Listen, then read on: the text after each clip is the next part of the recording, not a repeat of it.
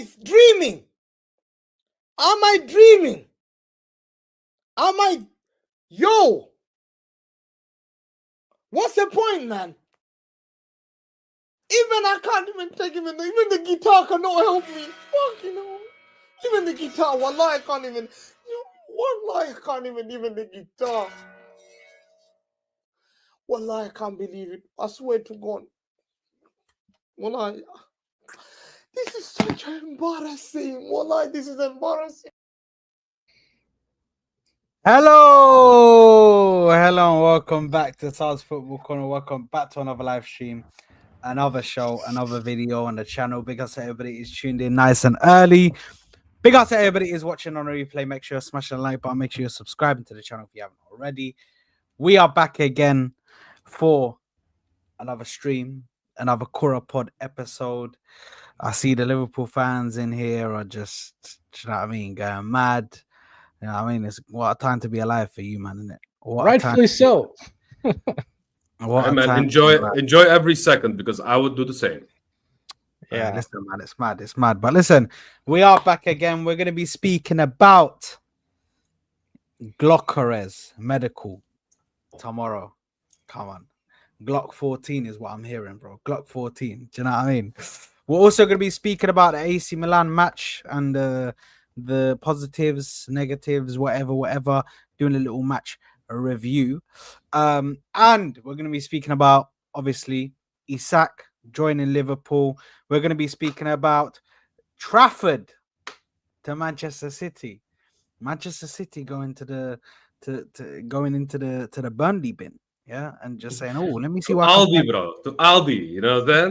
Yeah, Aldi, they're going Lidl, B&M. Like, bro, it's crazy, bro. Bristol, you know. Oxfam, it's mad. Do you know what I mean? Charity shop settings, it's mad. And we're also going to be speaking about Jesus being sold. Jesus being sold, mate. Finally, man. Coming out, man. Listen, guys, Ash is going to be out. Ash is going to be here. Ash is going to be here soon. So we'll save the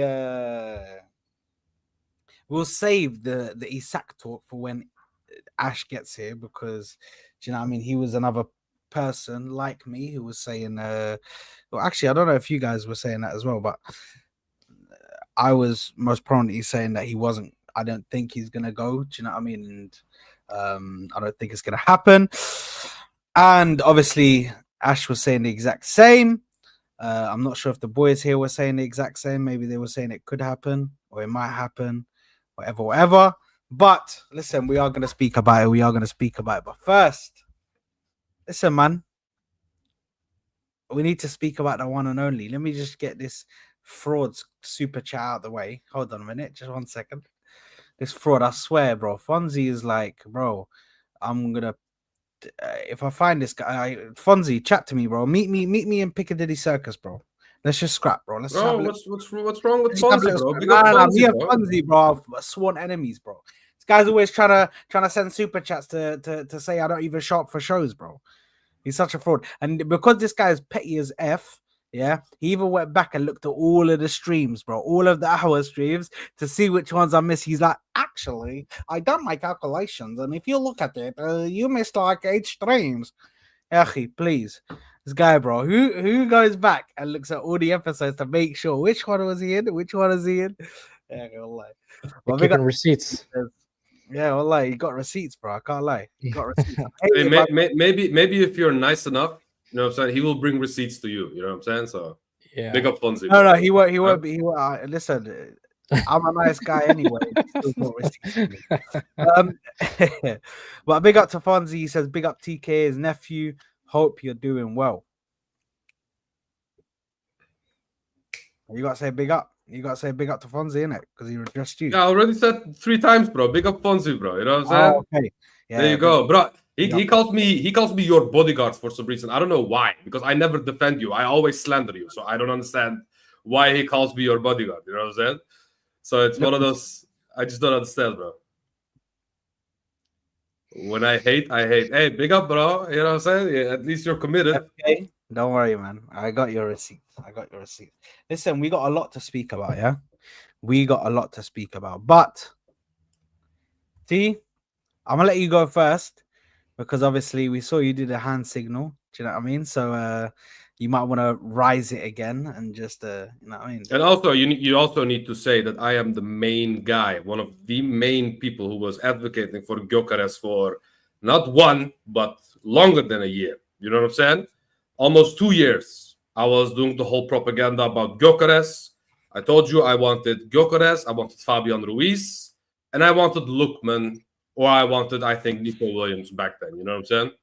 But I always was advocating for Gokarez because I already saw what kind of striker he was. You know what I'm saying? Before even putting those numbers. No, bro, I'm talking about the first Sporting season. Okay. You know, I already when we saw that, bro. When I saw that, I was like, bro, I'm sold. This guy's good. This guy's actually he went out and scored like 97 goals in the 2 seasons that he played for Sporting at the end. You know what I'm saying? So you wanted him at Arsenal before he kicked the ball for Sporting. Is that No. I did not say that, bro. I said it was like in the first season when I was watching him, when it was like halfway, when the whole hype, not even when the hype happened, but when people started talking about him, you know what I'm saying? I actually started watching him, and not that I watched Portuguese league consistently, but I just watched some Sporting games. You know what I'm saying? And I was sold, bro, straight away. You know what I'm saying? Because I also watched the Bundesliga, and I can say that I watched the Bundesliga even more. So I've seen Sesko as well, and I just saw in a few games with Gokarez that he was just straight away the better player. You know what I'm saying? And if people don't believe me, bro, I even went on a call-in show. You know what I'm saying? When I did not have a cam and stuff, I went on a call-in show at Egal's channel, and I told him, bro, we need Koora and we need Gokarez. This was like longer than a year ago, bro. People don't know. You know what I'm saying? But now people are slowly understanding the ball knowledge. You know what I'm saying? The balls of this guy to come to the Arsenal and ask for the number 14 straight away because he's that sure of himself, bro. You know what I'm saying? You see that smile that you have on your face, huh? There you go. It just shows you what this guy can bring to this team. Elite mentality. You know what I'm saying? Even his Coventry manager said he would be angry and pissed if he didn't contribute, if he didn't play. You know what I'm saying? He had to miss a few months at the beginning, apparently, when he was there. You know the clip. You've seen it on Twitter. Everyone's seen that clip. You know what I'm saying? But that's just a sample size of the mentality that this guy brings. You know? Yeah. And that's what I'm telling you, bro. I am over the moon. I'm over the moon. Today, you're going to see a happy TKA for once in your life because I actually got the player I wanted for a while. Just like I did with Zubimendi, because Saad knows. Before even the Merino stuff happened, I wanted Zubimendi. And we got Zubimendi and Gokarez in the same window. You know what I'm saying? Berta. Wow. You know, bro, I just at this moment of time, if we bring in a winger, you know what I'm saying, that just fits in like a glove, this window could be the best window that we had in decades, bro. Like genuinely, you know what I'm saying? Because when's the last time we had a complete window like that? Because the only position in the starting position that we have is the left wing. Am I wrong? Because the starting positions, everything is filled outside of the left wing. That's facts. Agree. I don't think it's going to get filled, though. What'd you say? I don't think it's going to get filled. They're looking for creative midfielder. Yeah, but they already filled the left wing position for when. Yeah, you think it's Madueke? I genuinely think it's 100% Madueke. Okay, so if we bring in Eze, for example, yeah, 100%. You say? Okay, listen. Yeah, he couldn't. Let me ask you this Arteta question. Calls him a tier one. When Arteta, no, hold on. When Arteta calls him a tier one signing and puts his name with Zubimendi, he's 100% a tier one signing. That's a starter. He's gonna start games for us, Madueke, on the left. I'm telling you, he's gonna start games. Okay, and let me ask you this question: if we bring in Eze, which is the most likely player at this current time, correct? Mm-hmm. Yes. Mm-hmm. Yeah. Which number will he pick if he joins Arsenal? What, Eze? Yes. Number 10. Exactly. And who will be benched? Will it be Eze or will it be Madueke? I think he's gonna Just start answer on the that left question. wing. What, left wing? Yes. Yeah. No, but they every credible journalist is saying they're looking for a creative midfielder. They're not looking for a winger. Okay, They so said you're creative saying midfielder. That's why. so you're saying that Eze, who can play left wing, is gonna hold bench when we pay around 68 million for him, and he's also gonna pick the number 10. Do you really think he will be a bench player? Because Ødegaard he's not gonna drop because he's the captain. I would love him to drop Ødegaard, but he won't because he's the captain at the end of the day. Unless he has a bad season, I can see him dropping him in a few months' time, but not at the beginning of the season. And to put Eze on the bench when we pay, first of all, 68 million, which we don't do for bench players, because we said the same about Madueke. We don't pay 52 million on bench players, and especially not 68. You know what I'm saying? If we bring in Eze, he will start over Madueke, in my opinion, because I don't see him dropping Ødegaard and playing Madueke on the wing and then play Eze at the 10. And I don't see him benching Eze as well after giving him the number 10 and also paying that much for him. He will definitely be a starter in some way. And I think it will be left wing. Yeah, listen. Firstly, big up to T because he's been screaming at this and riding this Victor Gyökeres train for ages. Do you know what I Why mean? for that? Why for that? He even wanted Victor Gyökeres over Isak, which I was heavily against. I think Isak is a better striker than Gyökeres. That's just confirmed based on the league that he's doing it in and all of that good stuff. But Which is fair. yet again, we're not going to get into all of that anyway. But the point is here, we've got our man. He came in, he said, you know what? I'm taking out number 14. I'm taking the pressure on. I am taking the pressure on because I want that number 14. I want to make sure I can do that number justice, given what happened last time with the last guy who had it, which was Edward Nketiah, mate.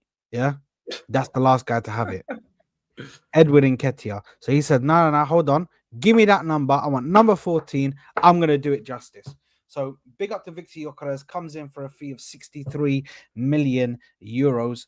Including add-ons. That's including add-ons. Yeah, which is like 50-something million pounds, which is insane value in this economy, in this kind of market, the way that money is right now in football.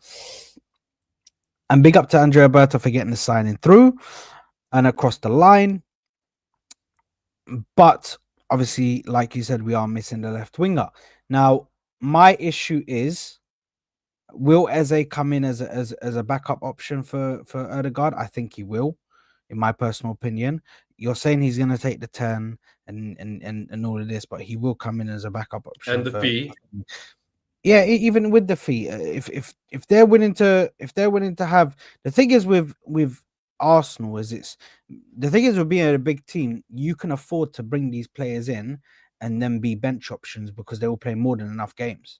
I agree. Personally, I agree. But I don't think the club thinks that way, though. But if you split the games between Ødegaard and Eze, bro, they're playing at least 30, 35 games each. Like they are. What about Nwaneri? Nwaneri is where it gets difficult. Because I don't understand. And that's why they're going to bring in. I don't think he's going to get like a midfielder who's just creative and cannot play in the wing. I mean, if you see the targets that Arsenal are going for is Eze and Xavi Simons.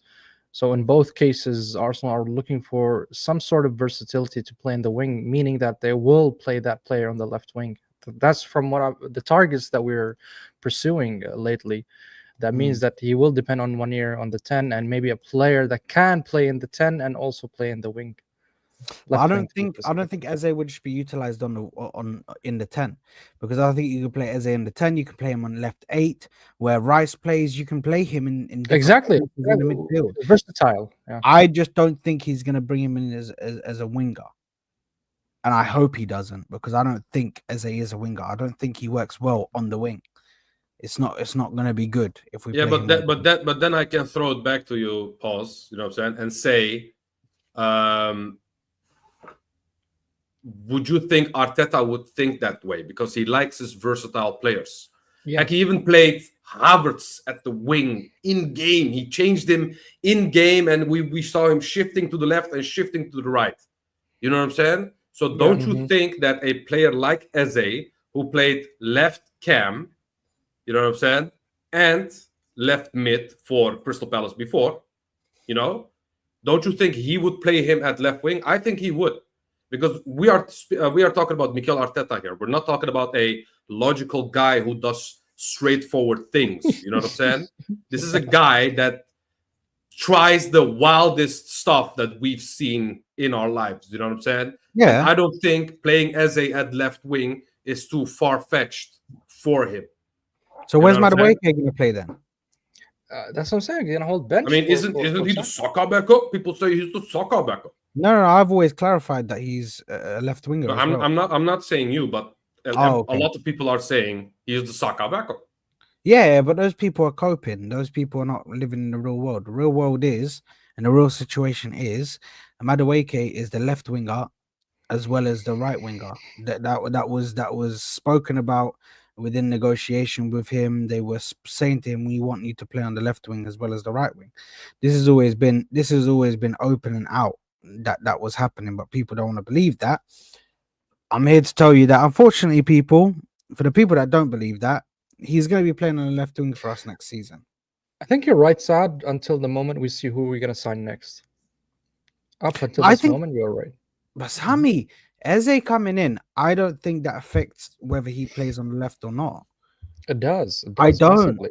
It does. Because they've specified, every single journalist that's come out, even Fabrizio Romano came out and said they are looking for a creative midfielder.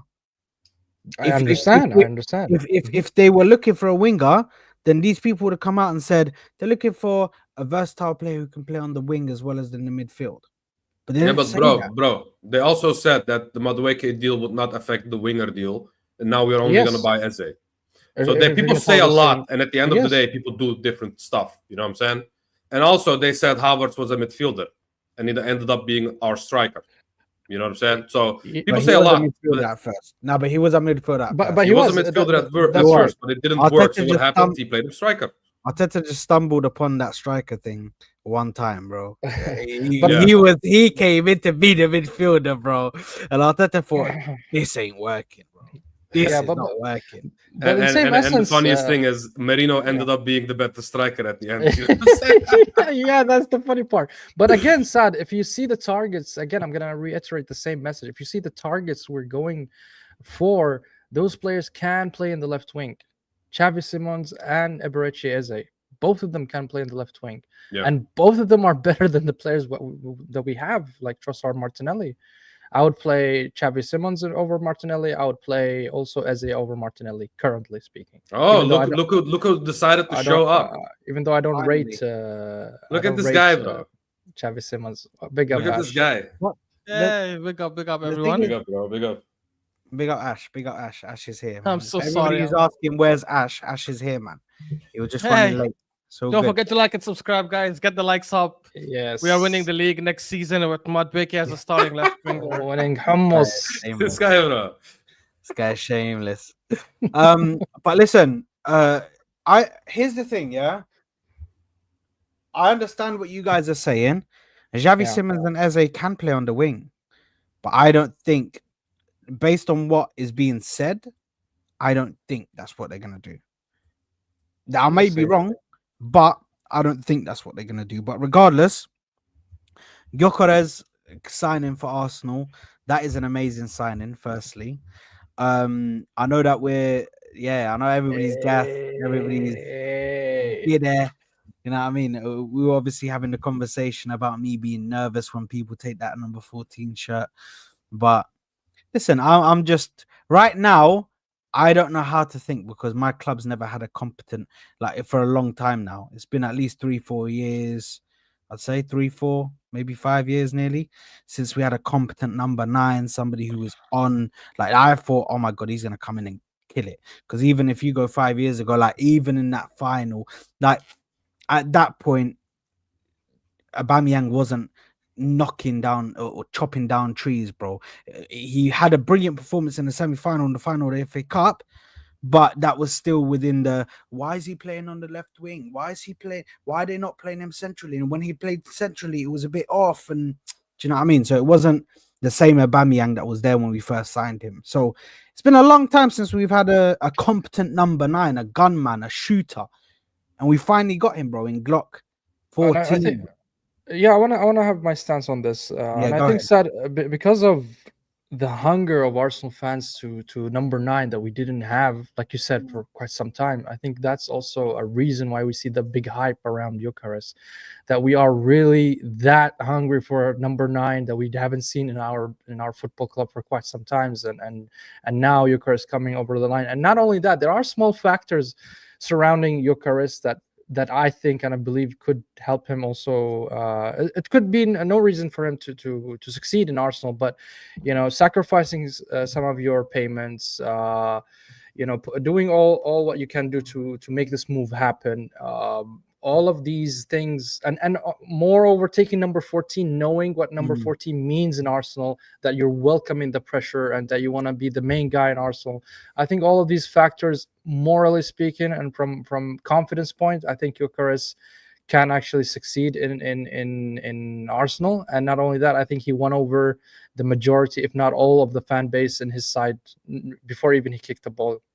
As of now, so I'm really excited to see the guy play for us. Really, yeah, I am as well, man. I am as well. Ash, we haven't heard it from you because you ran late, but welcome to the stream, you fraud. Thoughts on the Gokarez news? I haven't covered anything on the channel since it got announced, but thoughts on the Gokarez news? Yeah, it's the first and only upgrade we have done so far, in my opinion. Fantastic signing. Every other signing I think we have done has not really improved us. It's literally done nothing for us. But Zubimendi, this is no, Zubimendi is replacing Partey, right? According to some people. And so if that's the case, we haven't gotten better there. But yeah, look, I'm just glad that the Gokarez gang won. I'm glad that the Sesko gang lost and are probably sitting and crying somewhere there. This is the striker we should be getting. He was my second option, obviously, after Isak, who I thought was not available, only for us to find out now that actually he's not only available, he's probably leaving to our rivals. That doesn't change my mind. Yeah, it doesn't change my mind on Gokarez. Fantastic signing. Look, I've said that I know the top scorers of the Portuguese league for the last 15-20 years have all flopped outside Portugal, but I think he's different. I think he clearly has fundamentals and qualities that can be translated to other leagues. He has played in England before, so I'm excited, to be honest. I'm really excited. Finally, we have a fantastic striker that we can actually rely on, and hopefully will finish most of his chances. He's got a decent conversion rate, so he just needs to bring that back here to the Premier League.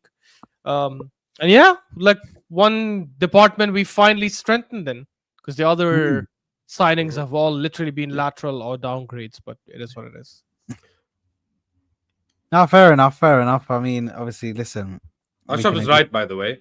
You know what I'm saying? All jokes aside, all happiness aside, Ashraf is correct in the fact that we improved only one position, and that is the striker position at the end of the day. Because most of these players are replacements anyway. And are they really upgrades? We still have to see for ourselves if that's the case. The only definitive upgrade is Gokarez. Ashraf is correct in that. I do think though that was one of the main things that we did need to upgrade on. So where I understand we didn't upgrade on other positions, if we look at it, what did we need the most? This was what we needed the most. We needed a striker. We needed somebody. Also, squad depth, guys. I think the squad depth was improved slightly. How so? Explain it, please. Was it? We replaced most of these players. Which squad depth? Where did we improve in terms of squad depth? Okay. Madueke? Well, Madueke is better than Sterling if you look at it that way. But he's not better than Nwaneri. If you look he's at not it, better than Nwaneri. And Sami, you agreed with me last time when I said I understand. Madueke wasn't there. Nwaneri would have played, right? No, so I still believe that Nwaneri should start over Madueke, either the right or. and I still believe. So that we're One weaker better. then, right? With Madueke now, because he's gonna start for sure. I'm not saying over Madueke is improvement. I never said Madueke is an improvement. Yeah. So where have we improved in terms of squad depth? I'm I'm genuinely saying- confused. Yeah, for example, better than Neto, we got Kepa. So Hey, he did save 3 Seriously? penalties. Come on, bro. Come on. You know what I'm seriously. saying? We bought Mosquera as well, bro. Do you know what I mean? Mosquera, I mean, man, instead of That hasn't Tomiyasu. improved our Yes. defense. We haven't improved though.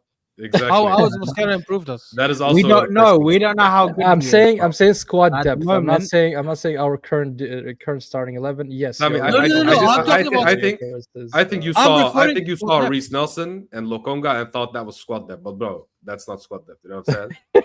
The number is still the same if those guys leave. You know what I'm saying, bro? Low key, The T, I reality think. is- Yeah. Yeah, sorry, go Tell ahead, me. Tommy. No, I was just gonna say, T, you should work in the scouting team in Arsenal. Me, Berta, if you're listening, Berta, come hire T as our bro. If scouting- I was a Scouting scout, director. we would have Turkish players galore. You know. This Okay, guy. then maybe we don't need tea then. Okay, that's a bad idea. Yeah. then. Yeah, Hey, yeah. hey, at I least we never would thought you were have Kenan biased. Yıldız. You know what I'm saying? We would have Kenan Yıldız. Look, honestly, the reality is even with signing Mosquera, and I know we're not talking about him now, but even with Mosquera, last season people talk about injuries. You know, a lot of our injuries also were in defense. Gabriel was out for a while. Ben White was out for a while. Timber was out multiple times. Calafiori was out for a while. We had injuries in defense as well, but you know why we didn't feel it and why we still were the best team defensively? Because we had squad depth defensively. So Mosquera is adding to a point where we don't need to add. Okay, it's good to have him, don't get me wrong. But does it improve what we already had? No, it doesn't. Because we were already the strongest defense. We already had fantastic squad depth that dealt with injuries. So Mosquera is not coming in to do anything extra, right? But Kepa's better than Neto, right? Okay, stop it. Yeah, fair enough. I'll give you Kepa. Bro, I mean- you are better than Neto, bro. You would not dive outside the box with your hands. You know what I'm saying? That Granada, no? Or Girona game. Oh. Mhm. But That was a my bad point game. is, But- Raya is expected to start every single Premier League and Champions League game if he's fit, and keepers usually are fit most of the And time. arguably Norgard is better than Jorginho. No, but we've lost Partey, so we've regressed there. If you're We've if you're definitely counting regressed. Partey, In fact, we have regressed in our starting 11. Not just forget the depth. Like our starting 11, Partey gone and Zubimendi coming in, and I think Zubimendi is a fantastic signing. I'm so happy we signed him. But my issue with that is, you've lost Partey, and you've signed someone who probably is going to need time to adapt. Just like Rodri needed from Atletico to City, just like how Partey needed in his first season. I think Zubimendi is going to need a season to really get into to the level of things and to understand the Premier League and get to the pace of the Premier League. And in my opinion, if we lost someone like Partey and we were going to lose him anyways, we should have had a much better signing than Norgard. Someone who can push Zubimendi and maybe even bench him in some games where needed. I know I was saying this last time, like I was saying Baleba. People are like, oh, Baleba, it's going to cost 70 million minimum. Oh, you're going to pay that much for a BDM. Bro, we paid 50 million for Madueke. I'd love to take him, bro. So add 20 million by selling Zinchenko or someone. There you go. That's your Baleba money. And I'm pretty sure he's not on high wages. But anyways, it is. By the way, by the way, I just for everybody who is in the chat going crazy, Aina, I don't know why you're saying that Real Madrid are going to come in for Saliba, because even today, Hand of Arsenal has actually retweeted David Ornstein's post regarding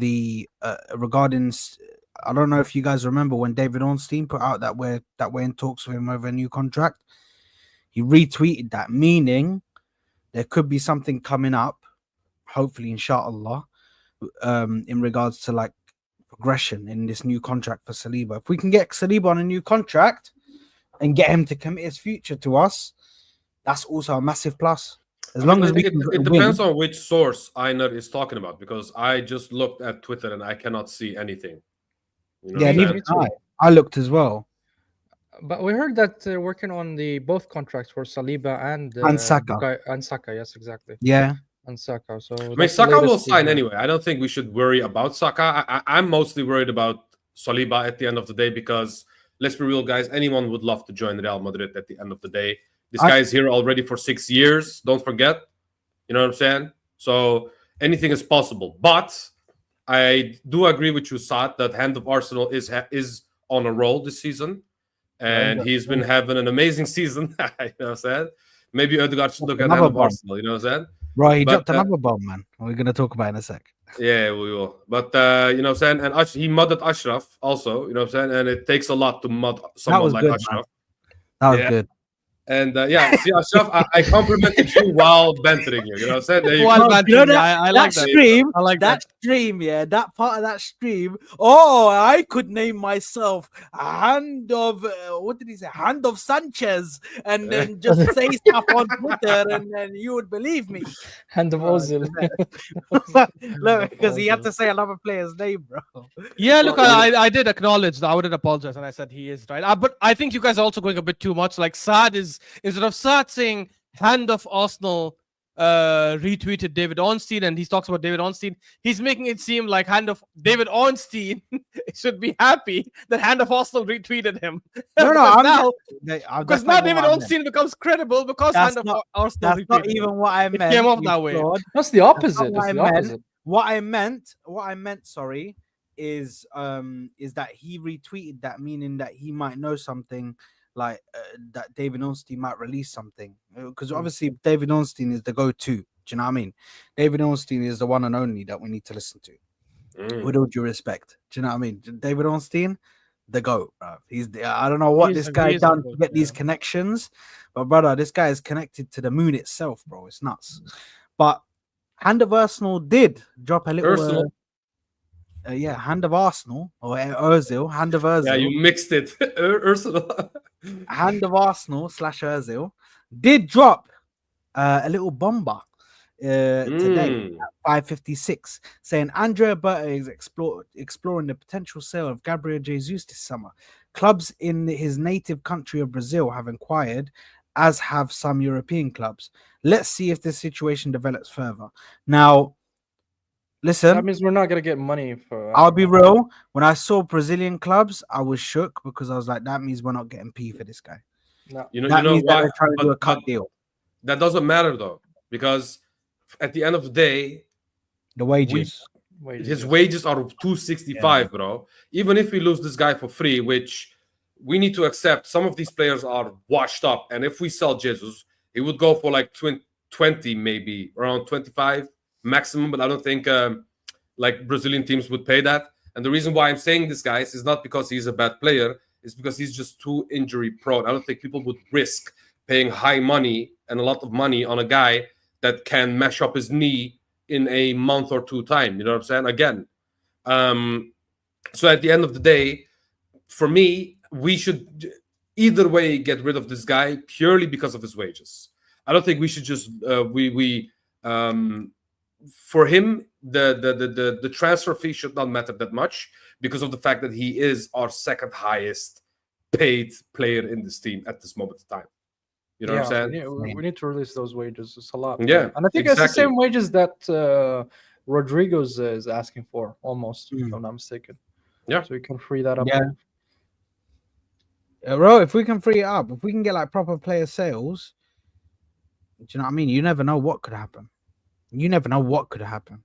We could just end up, because we're going to speak about Liverpool next, but you never know what could happen in the market. With them pivoting to other targets, they might not have enough money for other targets that they apparently had money for. Do you know what I mean? So you never know what could happen. If we get money somehow or some way, a genie, and we just rub a lamp, and you know what I mean, wishes get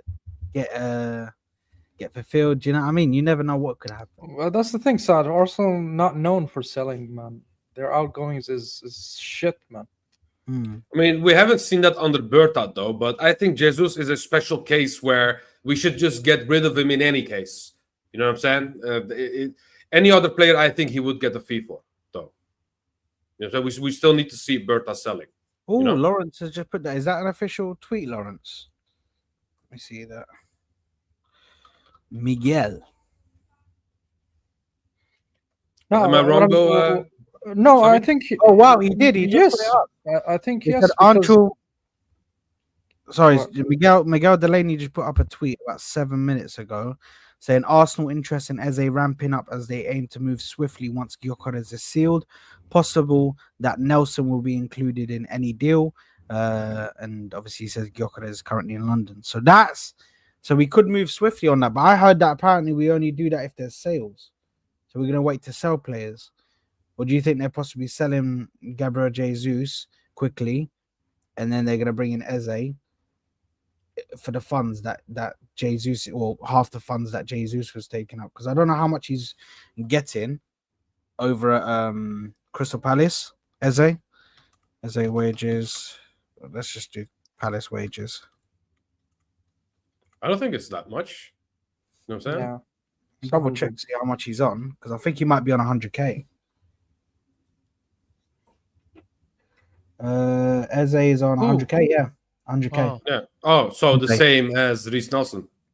Yeah. So if they do trade for trade plus some, we've obviously given them some money, maybe like 30 million or something, or 40 million. You know what I mean, that's me kind of, do you know what I mean, overestimating on the Reece Nelson. But So you are 30 million. So you are saying that Nelson is around 38 million. Is that his worth, bro? You know what I'm saying? Listen, I may be able to do a deal for them. I might be able to go up to 40 million. Do you know what I mean? If Madueke is 50 man, then Yeah, exactly. If Madueke is 50 million in this market, brother, you can at least get 25 M's for Bro, I think we need to be happy to get 15 for this guy. Like, actually. But the thing is, with Berta, we haven't seen him actually sell yet. We haven't seen him sell yet, apart from obviously the Jorginho thing. So, well, actually, the Jorginho thing It was not a sale. Yeah, it wasn't even a sale. So we haven't seen him sell yet. So we don't know what he's capable of doing in regards to selling players. So let's just wait and see, because we don't know. He could get more money out of these people. Do you know what I mean? He could get a deal done where you get it cheaper. So yeah, man, I just, for me, I just have to look at this and I have to be like, please, can we just get this over and done with ASAP? But in regards to the game on Wednesday, I think it was Wednesday. Was it Wednesday we played? It was Wednesday. Thoughts, Yeah, lads? I think, yeah. AC Milan 1-0. Bukayo Saka on the score sheet. Thoughts on the game, lads? Before we go, I'll go first because it's gonna be very short for me because the game was played and I was at work, so I couldn't really watch the full game. But I watched, I watched only glimpses out of it. But what I've seen Saliba being really sharp at that game. I've seen Wanieri; he was really impressing in the first half. But overall, I think it's a good start for Arsenal, a positive start. But it shows that we're still missing a lot. We're missing a left wing massively. I mean, you can see the left flank is a bit weak. Overall, I think it's a good game. We saw Kepa in the penalties. Is pretty good at penalties. I don't think we should count this as a friendly game or not, but I think as a penalty goalkeeper, I think he's better than Raya from what I've saw in that particular game. But overall, yeah, I'm happy that we won. Starting kick off the preseason and get the ball running and giving minutes for the youngsters like what's his name? Max Dalman. Yes, Dalman. Yeah, that guy. He was looking good. Still young and raw, but yeah. I think people overdid it a bit though. As always, obviously, it's not the Arsenal fan base without them completely overdo it. I think all he did was like literally go with get the ball back and do a little like a Cruyff turn, and then these guys were in their pants. No, I'm saying, God, he's only 15. Yeah, you know the Zidane meme that when he does this. Yeah, but like relax, man. I'm saying he's only 15. No, but the thing is with Dalman though, man, and just went bang and popped it in the bottom corner.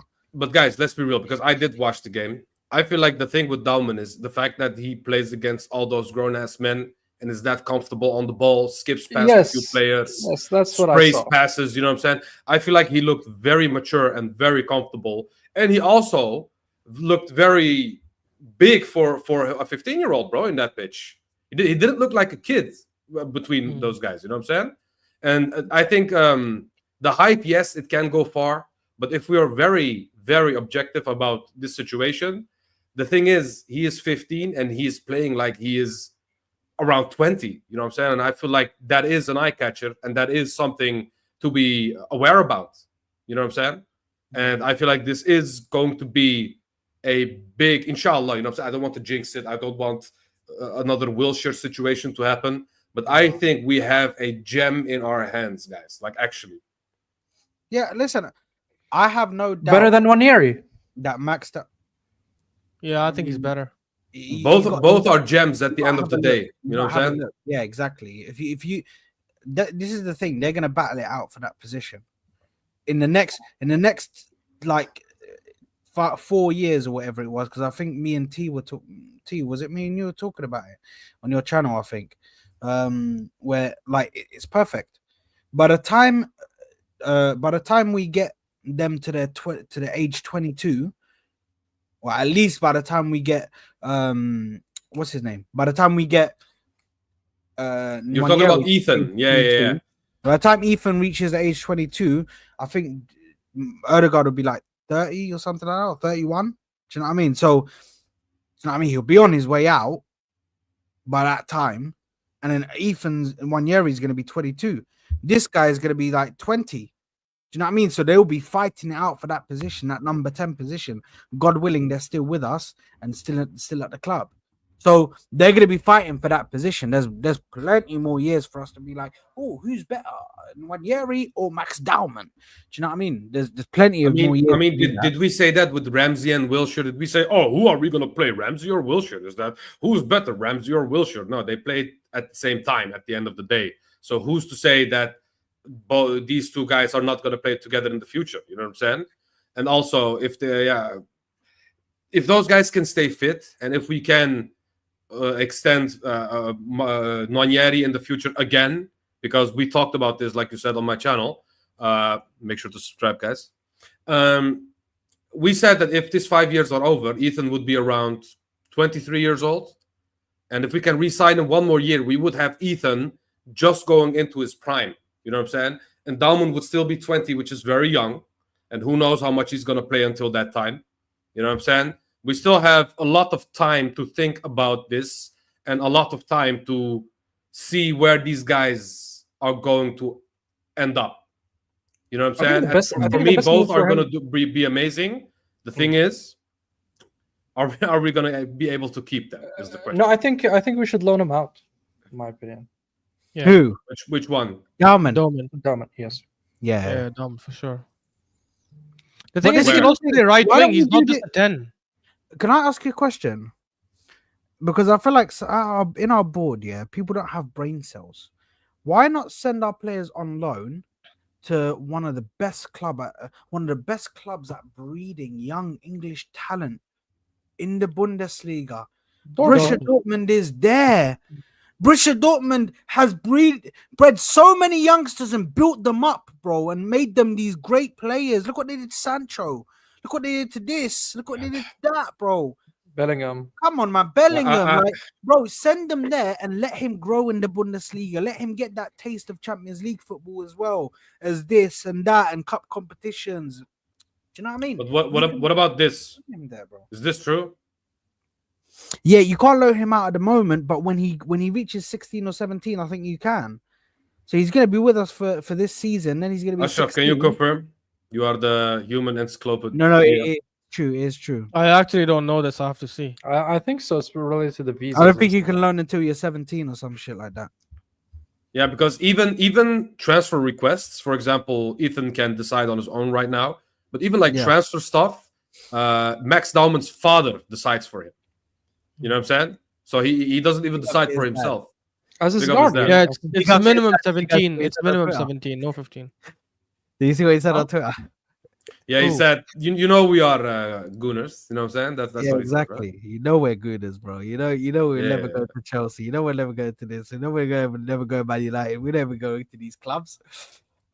But listen, let's move on, man, because we don't really need to talk too much about this AC Milan game, bro. It was listen, I'll be real. Big up to Lawrence. who said, where was Lawrence's comment? Are you guys going to speak about the 2 clear chances Odegaard created just for our attackers not to follow it up? Listen, the thing is, I've learned from my mistakes, so I'm not going to do too much on preseason games. I'm going to wait for the real games, because last time I did hype for preseason games, I got burnt by the man that we're about to sell. Do you know what I mean? I got burnt by the man that we're about to sell, who ruptured his knee and had to go in for an injury. He had to go in for a freaking operation. So now, the preseason R9. You know what I'm saying? listen, all I'm saying is that he just looked different, bro. He looked like he was moving different. Like, he looked more stronger. Like, bro, listen, I'm glad that it was only T and Ash that were on that stream with that day when I was gassing him up, because it was a mad one. It was a mad one. I was on cloud. I don't know why I was on cloud 9 like about Jesus. I just thought, oh, are we gonna get the old Jesus? Like, do you know what I mean? So, listen, hopefully. Oh, he's looking fit, guys. Look at his shoulders. No, but You he know was what I'm looking. He was looking like. When I say fit, I'm not talking fit as in like. I can see that him saying it. You know, he's dropping. No, but when I said fit, Wallahi, bro, he I'm not said talking that. about- Yeah, it Oh, sounds haram like alik, that's what he bro. said.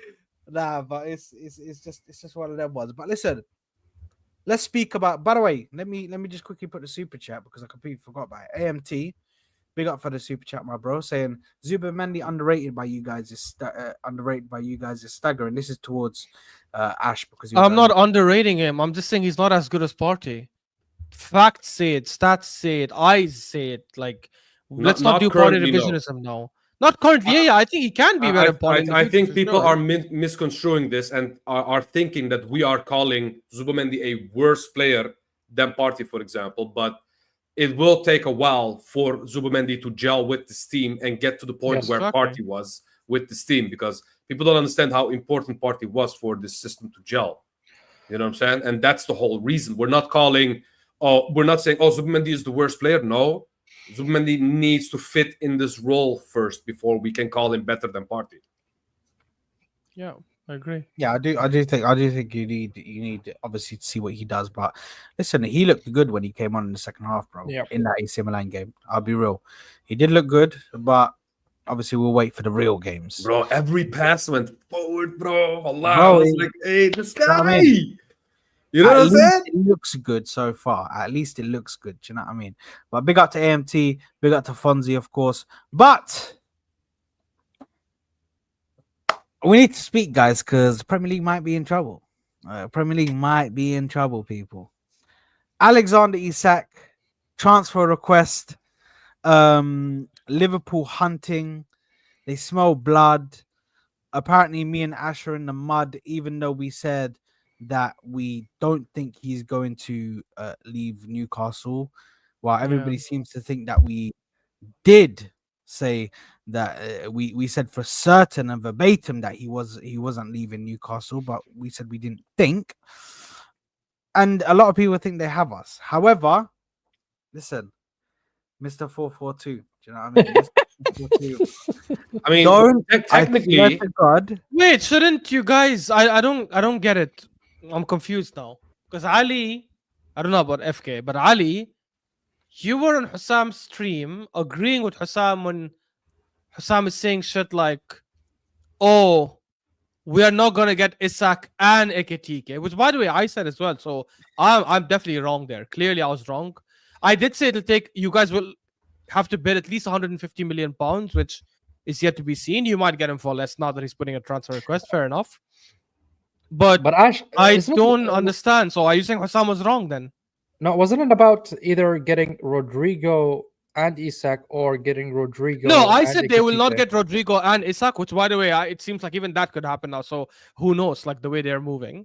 But the one that I said initially was, I don't think they'll get Ekitike and Isak. Because I watched Hussam, and he said they're not going to get Rodrigo, Ekitike, and Isak. No. But he also mentioned they will not get Ekitike and Isak. I was there in the stream with him. He said that as well, because he basically said his first argument was, why will Newcastle get Ekitike and keep Isak? And I said they're getting him because it's a succession story. They'll keep both of them now, and then next summer when Isak leaves, they have Ekitike ready. He said no. that won't happen. And then when it was flipped on him about Liverpool getting both, he said, yeah, I'm keeping the same energy. Like, I don't think Liverpool also get either. So, yeah, look, he was wrong there. I definitely was wrong because I didn't think Newcastle would sell Isak this summer. Look, he's not gone yet, but it looks like he's clearly going. So we'll have to wait and see. I've got. I mean, you guys were right about one thing, though. Mhm. You were right about them playing in a 4-4-2, but it was just the There one we team. go. Yeah, exactly. It's not Newcastle. exactly. It's going to be Liverpool. No. Now Liverpool are gonna gas you, and they're gonna say, "We're not gonna play 4-4-2. Ekitike will be on the bench. He's gonna sit on the bench. He just moved from a Champions League team. That's Sam's argument, huh? Champions League team where he's gonna play Champions League in a World Cup year where he wants to start so he can get called for France." But he just moved to sit on the bench for Liverpool. Which, by the way, let me tell you guys this. There's a real good chance that might happen. There's a real good chance that Ekitike was like, damn, I'm going to Liverpool to be the starting striker. And then 2-3 days later, after they signed him, Newcastle, Isak's like, bro, I want to leave. I'm not staying. And Liverpool's like, damn, he's available too. We'll get him as well. And now Ekitike might be sitting there saying, what the hell just happened? I thought I'm going to be the main guy. Are you guys really going to sign him? And don't say left wing, because when I made the argument that he's going to play left wing for Newcastle, you guys laughed. You guys said, he's not a left winger. When Hussam said, no, but look how many games he's played left wing. You guys all agreed. So now what? Now for Liverpool it works. Bruh. Listen, I'll be real, yeah. Big up the Liverpool fans, but hold that Liverpool fans, because don't let me, from the way I was getting spoken about on Ahwa, yeah, when I even mentioned the mere thought of 4-4-2, I swear on God's green, if I see that bald manager of yours play them in a 4-4-2 and play them in a 2-striker formation together up top, brother, I'm coming for all your necks. Pause. Yeah? I'm onto every single one of you, because you guys sat there and told me, oh my God, how can you play in a 4-4-2? Oh, what's going on here? How can you say some things? Whenever talking about the Liverpool, argument was they know- the Newcastle never played 4-4-2, blah, blah, blah, blah, blah, blah. When did Liverpool play? When did 4-4-2? Liverpool play a 4-4-2? Yeah. When did Liverpool play a 4-4-2, bro? Hey, brother. Do you know what I mean? And this is the thing, man. This is the thing. Oh, here we go. Fonzie coming up with this one. 4-2-4 incoming. Wow. Give it a rest, man. Give it a rest. You might actually be able to play that formation and win. Like, to be honest, the league is kind of wrapped up now. I mean, you will concede a lot, though. Yeah. You'll concede a lot. If Arsenal have any bollocks on them, they'll go sign Rodrigo, balance things out, stop Liverpool from getting Rodrigo, and also at the same time, I have Trent bad left news. wing. But I just saw a not tweet that about Sport. I don't know how reliable that is, I but saw the that, transfer market live guy, you know what I'm saying, with the yellow logo, he retweeted it. It's basically saying that we are not pursuing Rodrigo anymore, which the asking price for him is around 85 million pounds, and we are not capable to pay that, so we're not in for him anymore. Yeah. Then we will not be able to bridge the gap between us and Liverpool. There's, I mean, bro, Leao is glazing us. Yes, 100%. Leao is literally glazing us. Why are we not buying Leao? I just don't understand. I'd love to get Leao. I think Aditya, I don't think you understand. 100%. If Arsenal win the league this season, I will quit the platform happily. I think any one of us on this, I'd quit the platform. What a stupid Arsenal won comment. the league. If Arsenal won the league this the season, I'd quit the platform, even with my 2,000 whatever. Before I quit the platform, I'll apologize. Why would you? I'll apologize to Arteta. I'll say Arteta, amazing job, and I'll quit. But no, wait. We have why? What if Gokarez scores 40-50 goals, bro? What are we doing? Yeah, absolutely, 100%. Let's flip but it. Why? Aditya, if we don't win the league, will you super chat £100 in and say, damn, Ashraf, you were right. I apologize. Put your money where your mouth is, yeah? But why would you forfeit the platform, Ash? I mean, no, you need to give £100 and delete your account. No, I don't forgive it. I like seeing. I like Aditya, man. It's funny. Aditya's funny. No, I like him too, but it's the thing about he said, "Are you gonna leave?" So he needs to leave in a way as well. You know what I'm saying? Not only Big Ashraf. up to big up Clay, man. Man said, "Fuck this! I don't want none of Big you up, quitting. yeah, man. Stop this nonsense." Big up to Kev. Man, but by the way, sad, low-key, Chelsea is the best team so far in the summer, in my opinion. The way they are moving in the Over league, Liverpool. so far. No, Because they have the outgoing. Because they have the outgoing. As well. No. No, I'd That's still the- edge it. If Nah, nah, Liverpool nah, get nah. Isak, I'd still edge it to Liverpool. Man, they're But selling Vega for Liverpool- 40 mil. They're selling a lot of players for good money. I mean, Okay, if you look at sales, then yes, sure. But but overall, incomings, Liverpool are clear of. But, everyone. no, but course. even Liverpool are gonna be matching them for sales. if soon, they sell, bro. if they sell, They're Diaz, getting rid of then yes. Diaz, they're getting rid of Nunes, they're gonna If get rid of if this they sell player, that Diaz, then player. yes. If they sell Yeah, Diaz, then yeah, mean, and so- selling Madueke for 52, bro, that's brilliant business from them. Yeah, Like, but that's that not is because of our that is com- bend over business. Like, bro, like it's. But can I ask you guys something big up honest? Ben. guys, as much Are as you I guys hate, I happy hate with them, our but summer it's- transfer window so far? Like, genuinely, are No, you guys happy with it? no, Partially, yes Yeah. and no. no. I'm not happy No. with it at all. I think not. it's Absolutely not. outside Absolutely Gokarez, not. everything has been Yeah. Not super- even. I'm Gokarez not- was Gokarez we're and supposed to Zuba bring Mendy. Gokarez 2 seasons ago, man. Yeah. And the thing is, my happiness is purely because of Gokarez, because of Yeah. the fact that he chose number 14, because of his elite mentality. That's where Yeah. this joy of today's stream is Oh, it's coming nice. from. But if I actually am honest about this transfer window, if we only buy Eze after this, that would still not be enough, in my opinion, because the volume of players that we bought is nice, 6-7 players, cool, but most of these players are replacements. Even Mosquera is a replacement. Norgard is a replacement. Zubimendi is a replacement. Madueke, if we sell either Trossard or Martinelli, will be a replacement. You know what I'm saying? Gokarez is an addition. You know what I'm saying? But most of these players are, at the end of the day, replacements. And that's why I don't still like this transfer window, because the number is still the same. What if we get another injury crisis like we had last season? Then we are forced to play Rice and Norgard in the midfield, so with no creative spark whatsoever. You know what I'm saying? And you have Ødegaard in front of you, who knows how he's going to return this season. So in my opinion, Eze should have been the number 10 option that we bring in. And we at least needed to bring a star left winger like Leao, like Rodrigo. And because we are not buying that star left winger, I feel like we are still missing a big part of this whole transfer window, even though this transfer window feels complete and is almost complete. But if we don't bring in Eze and a winger, I feel like this window, we cut ourselves short once again.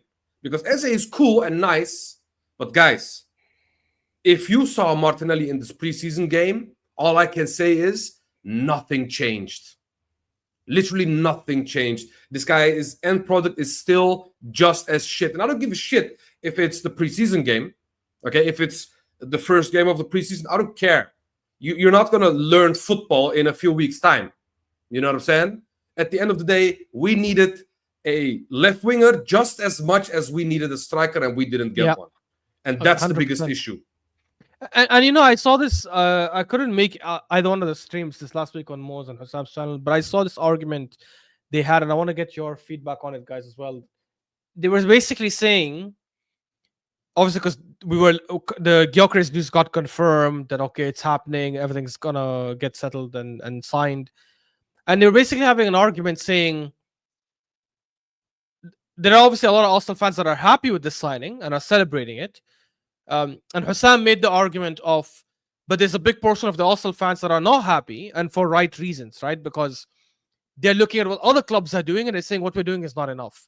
And their debate basically was, And what we're doing is shit as well, like Madueke. yeah, but their debate basically was, why should they care about what other clubs are doing? Just focus on your own club.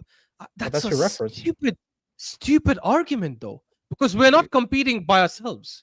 Yes, you have to have Us, a reference. Liverpool, Chelsea, exactly. Us, Liverpool, Chelsea, and City are competing for the exact same thing. So of course I need to see what these other teams are doing. If I sign Gokarez and Zubimendi, I'm happy, right? Forget we should sign a left winger as well. But let's say we only sign these guys.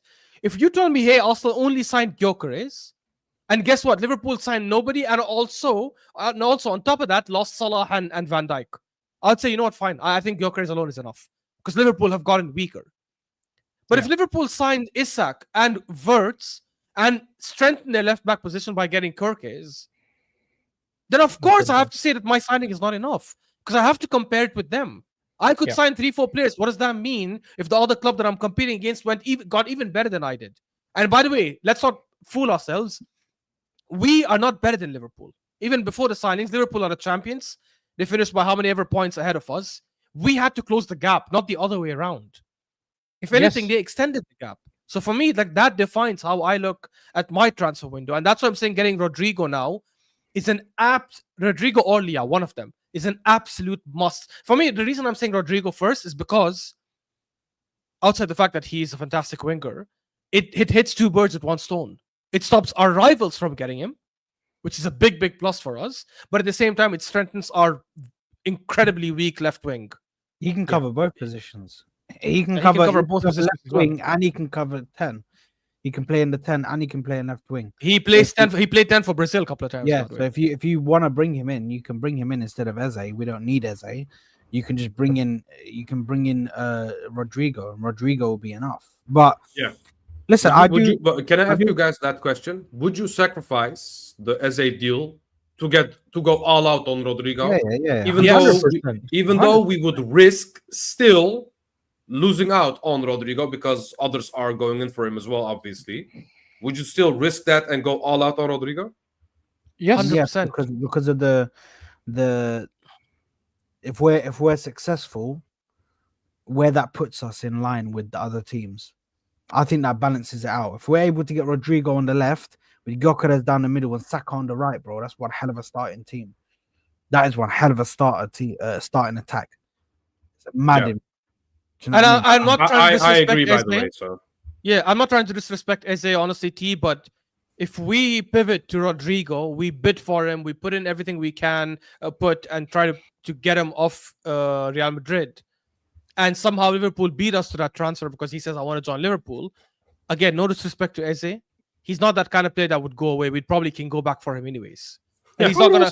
I don't. If he doesn't join Spurs, then yes. Yeah, exactly. I don't think he's gonna look at us and say, well, I'm your second option now. Well, I'm not joining. I genuinely think he's in a position where he likes Arsenal. He's our academy kid. He'll want to join us, and so we can. He wouldn't do a Lavia. Or is that what you're saying? I don't think he would. No, I don't think he'd do a Lavia. Yeah, Lavia has no connection to Liverpool as he has with us. And to be honest, given what Berta has been doing with Sesko and Gokarez, I think he'll work on both at the same time. Agree the transfer fee with both.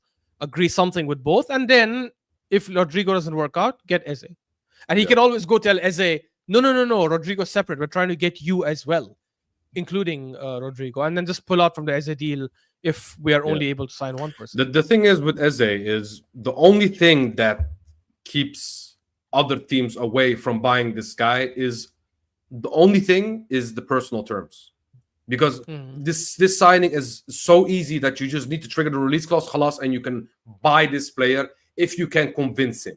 It's just that simple. You don't even need to speak to Crystal Palace. I think just he's trigger the convinced clause already. and plus, you know what I'm saying? I think he's convinced already. It's just we are not. No, but Just not us. I'm talking about others. So Yeah. imagine we go for Rodrigo and we don't go for Eze anymore because we are pursuing Rodrigo, and other teams are going in for him. They need to do half the work because they don't need to negotiate with the team. They just need to get the personal terms with the player and khalas. It's just that simple. You know what I'm saying? So it would be a big risk because of that fact. You know? Can I say this honestly? I really think Eze is a talented player. I would love to have him at the club. But if I had to pick one, I'd even take Xavi Simons over Eze. Not because Eze is bad. I think I wouldn't, man. I wouldn't. I think Xavi Simons is a better winger. I think he's a better. I don't know about a better 10, but he's definitely a better left winger. No, man. No, man. Come on. Feet. No, Ash. Come on, man. You didn't just say that. Why not? Why are you guys making it seem like Eze? So I think Eze has got the Premier League experience.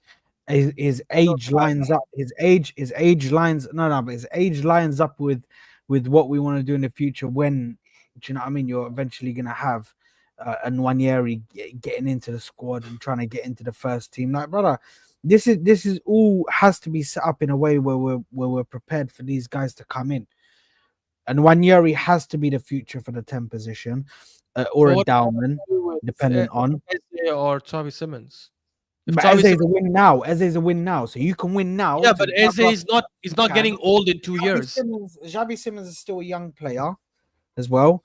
I Twenty don't This think is he's two. got the 5 years, experience by the that- way. 5 years difference. I don't think he's got the experience that Eze has, Wait, especially in this league as well. so I don't hammer Experience. Ash. Before I hammer you, Ash, on this, you're saying that Xavi Simons is better than Eze? Yes, I think he is better than Eze. Then you're mad. Guys, my why are we friend. acting like we're talking about like some world class player? I love Eze, but No, can we it's not really about relax? it's not about world class player, but in terms of maturity on the ball, in terms of tactic. I think Xavi Simons is mature. By the way, and Xavi Simons has played. He's coming from the La Masia. He's played in PSG. He's played in Leipzig. He starts for Netherlands. also physically People saying he doesn't speaking, have experience is crazy. By the way, I don't that think is his- experience. his I think the physicality is built only for Premier League as factor well. is the fact that Eze is 5 years older. He's 27, and Xavi Simons is 22, and Xavi Simons still can improve. And Eze is you get what you get now, and I don't think he will get much better than that unless he. Because obviously, if you play for a better team, you play better automatically. But the player itself will not as improve as Xavi will in the near future. But the question will be: would you want that, or do you want Eze right now, who is ready right now? I think Eze. Guys, is I good. remember because I'm currently- saying as a left currently winger. Eze not is as a better, though. 10. No, but wait, is he better as a left winger? No, as a 10. I'm not talking about left winger. I'm But we're talking not about getting him to play him as in a the 10. middle. We're getting He's him a to play him as a creative left winger. midfielder. So hold on, I explained this to them already, and I'll explain it to you, Ash. Everybody from all of the journalists that have come out, including Fabrizio Romano, have said Arsenal are looking for a creative midfielder. Not looking for a winger, looking for a creative midfielder. They're bringing Eze. I get to that. be I get a that. creative Saad. midfielder. Can I ask you for your opinion now? Do you really think we'll get Eze and play him consistently in the middle? I think he will get game time in the middle. Yes, No. I Do you said think I he'll think be they in can main get position for Arsenal. if he comes in, I just Yeah. don't see how Ethan Wanyeri gets minutes. That's my problem. I don't see how Okay. Ethan gets minutes. I'm asking you a different question. When he comes into Arsenal, inshallah, if he comes in, where do you think he'll play majority of his games for Arsenal next season? in the 10. On the R- left. Over Odegaard, bro, stop it, bro. No, I think said they'll split games. left wing, Ashraf. I said the left wing as well, It's and I also obvious left mentioned wing, guys. And I also mentioned the fact that these guys are saying that Madueke will start and a 68 million pound player What these guys? What these Where guys? the will be number on the 10, bench. who's going to wear the number 10 as well, is going to bench for Odegaard. Yeah, stop You know it, what I'm guys. saying? Like, what are we doing here? I said the only Eze will way- start 100% on the left wing. 100%. he will start on 100%. The left wing. only way he starts in the 10 is if Odegaard either is injured, God forbid, or he's having stinkers like last season where Arteta's like, I'm done. I, just Just think sit they on the bench. split. I think they split the games. I think he has more than enough games to play. But- Some Champions League games, he plays all of the League Yes, Cup games. The I FA agree. Cup He will play games. some games in the 10. I'm not denying that. But I'm saying majority of his games for us is going to be the left wing. Because when Arteta is looking at Martinelli and Trossard, he's going to say, bro, this guy stinks. This guy stinks. This guy who's not a left winger probably will do a better job than them. That's the whole Let me logic. ask you a question, Saad. Let me ask you a question. What do you think Ethan will do if we play Eze in the 10 position with Odegaard? I don't know what he's gonna do. Because they What said happened to his in game the time reports. promises? Okay, one thing that Ornstein did not say is that he wanted game time. That was a whole lie from Fabrizio Romano, by the way. But the one thing that he did mention is the fact that he will get a more central role. Yeah. You know what Yeah. I'm saying? So Exactly. if you puzzle everything together, this will mean that the 68 million pound player who is going to wear the number 10 will be our main left winger, and Ethan will be the Odegaard backup. It's that simple. Odegaard will not be the right. Ethan Wanyeri will not be the Rice backup. That's not going to happen because we have No. Merino, 100%. we have Norgard, we have Havertz, for example. He's not going to play the 8. He's going to play the 10. This is a 10 type Havertz player. is backup striker. Who? Ethan Wanyeri? I said No, Havertz. Havertz. Havertz is backup striker.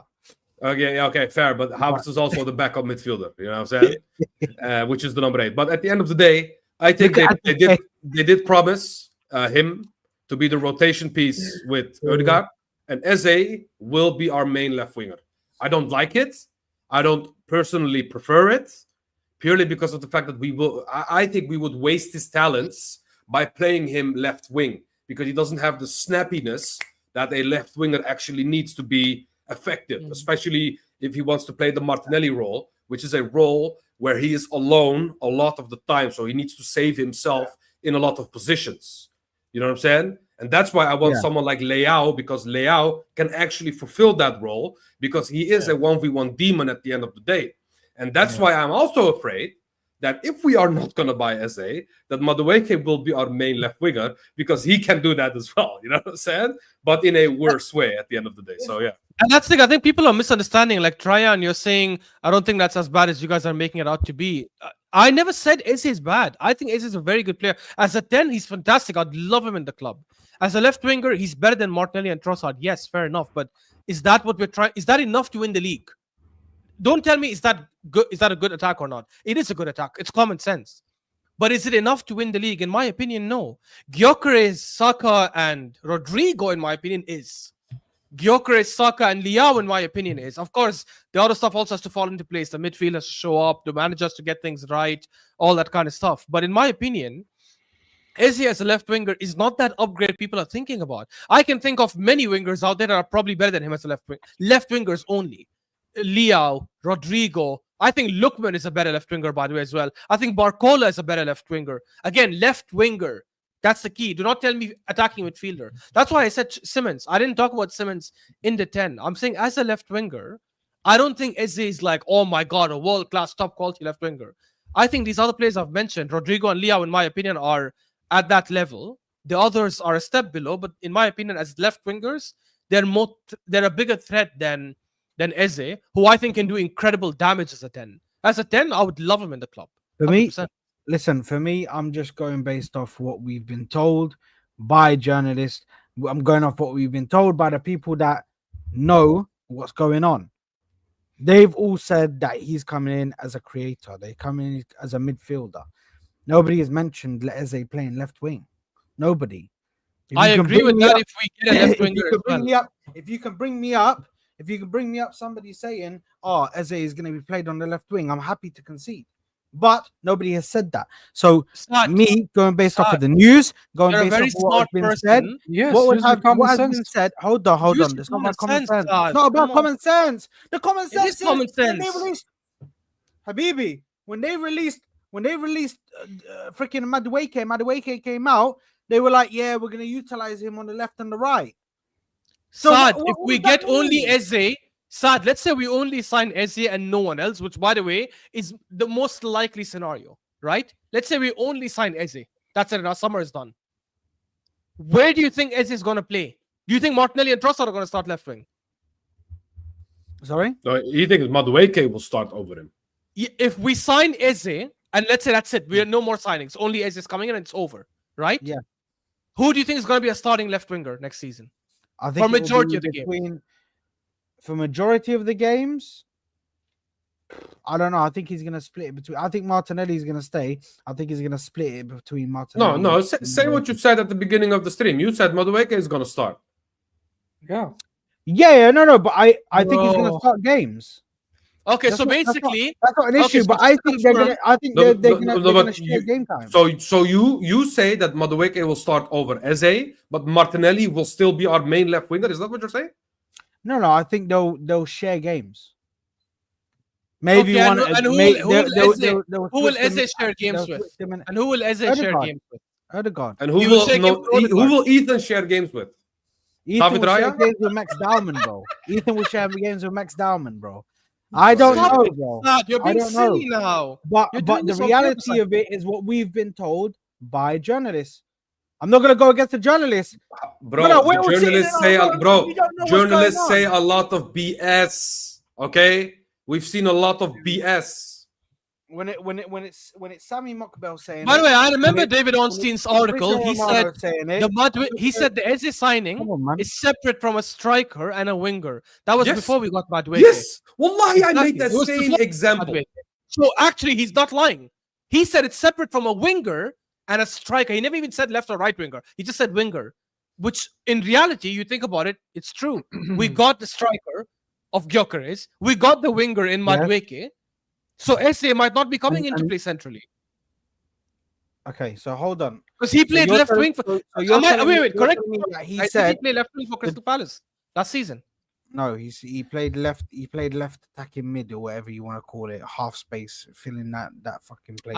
Bro, don't give me this tactical crap. Where did he play his actual position majority of the games? I feel like you just need to put the prize in the bag, brother.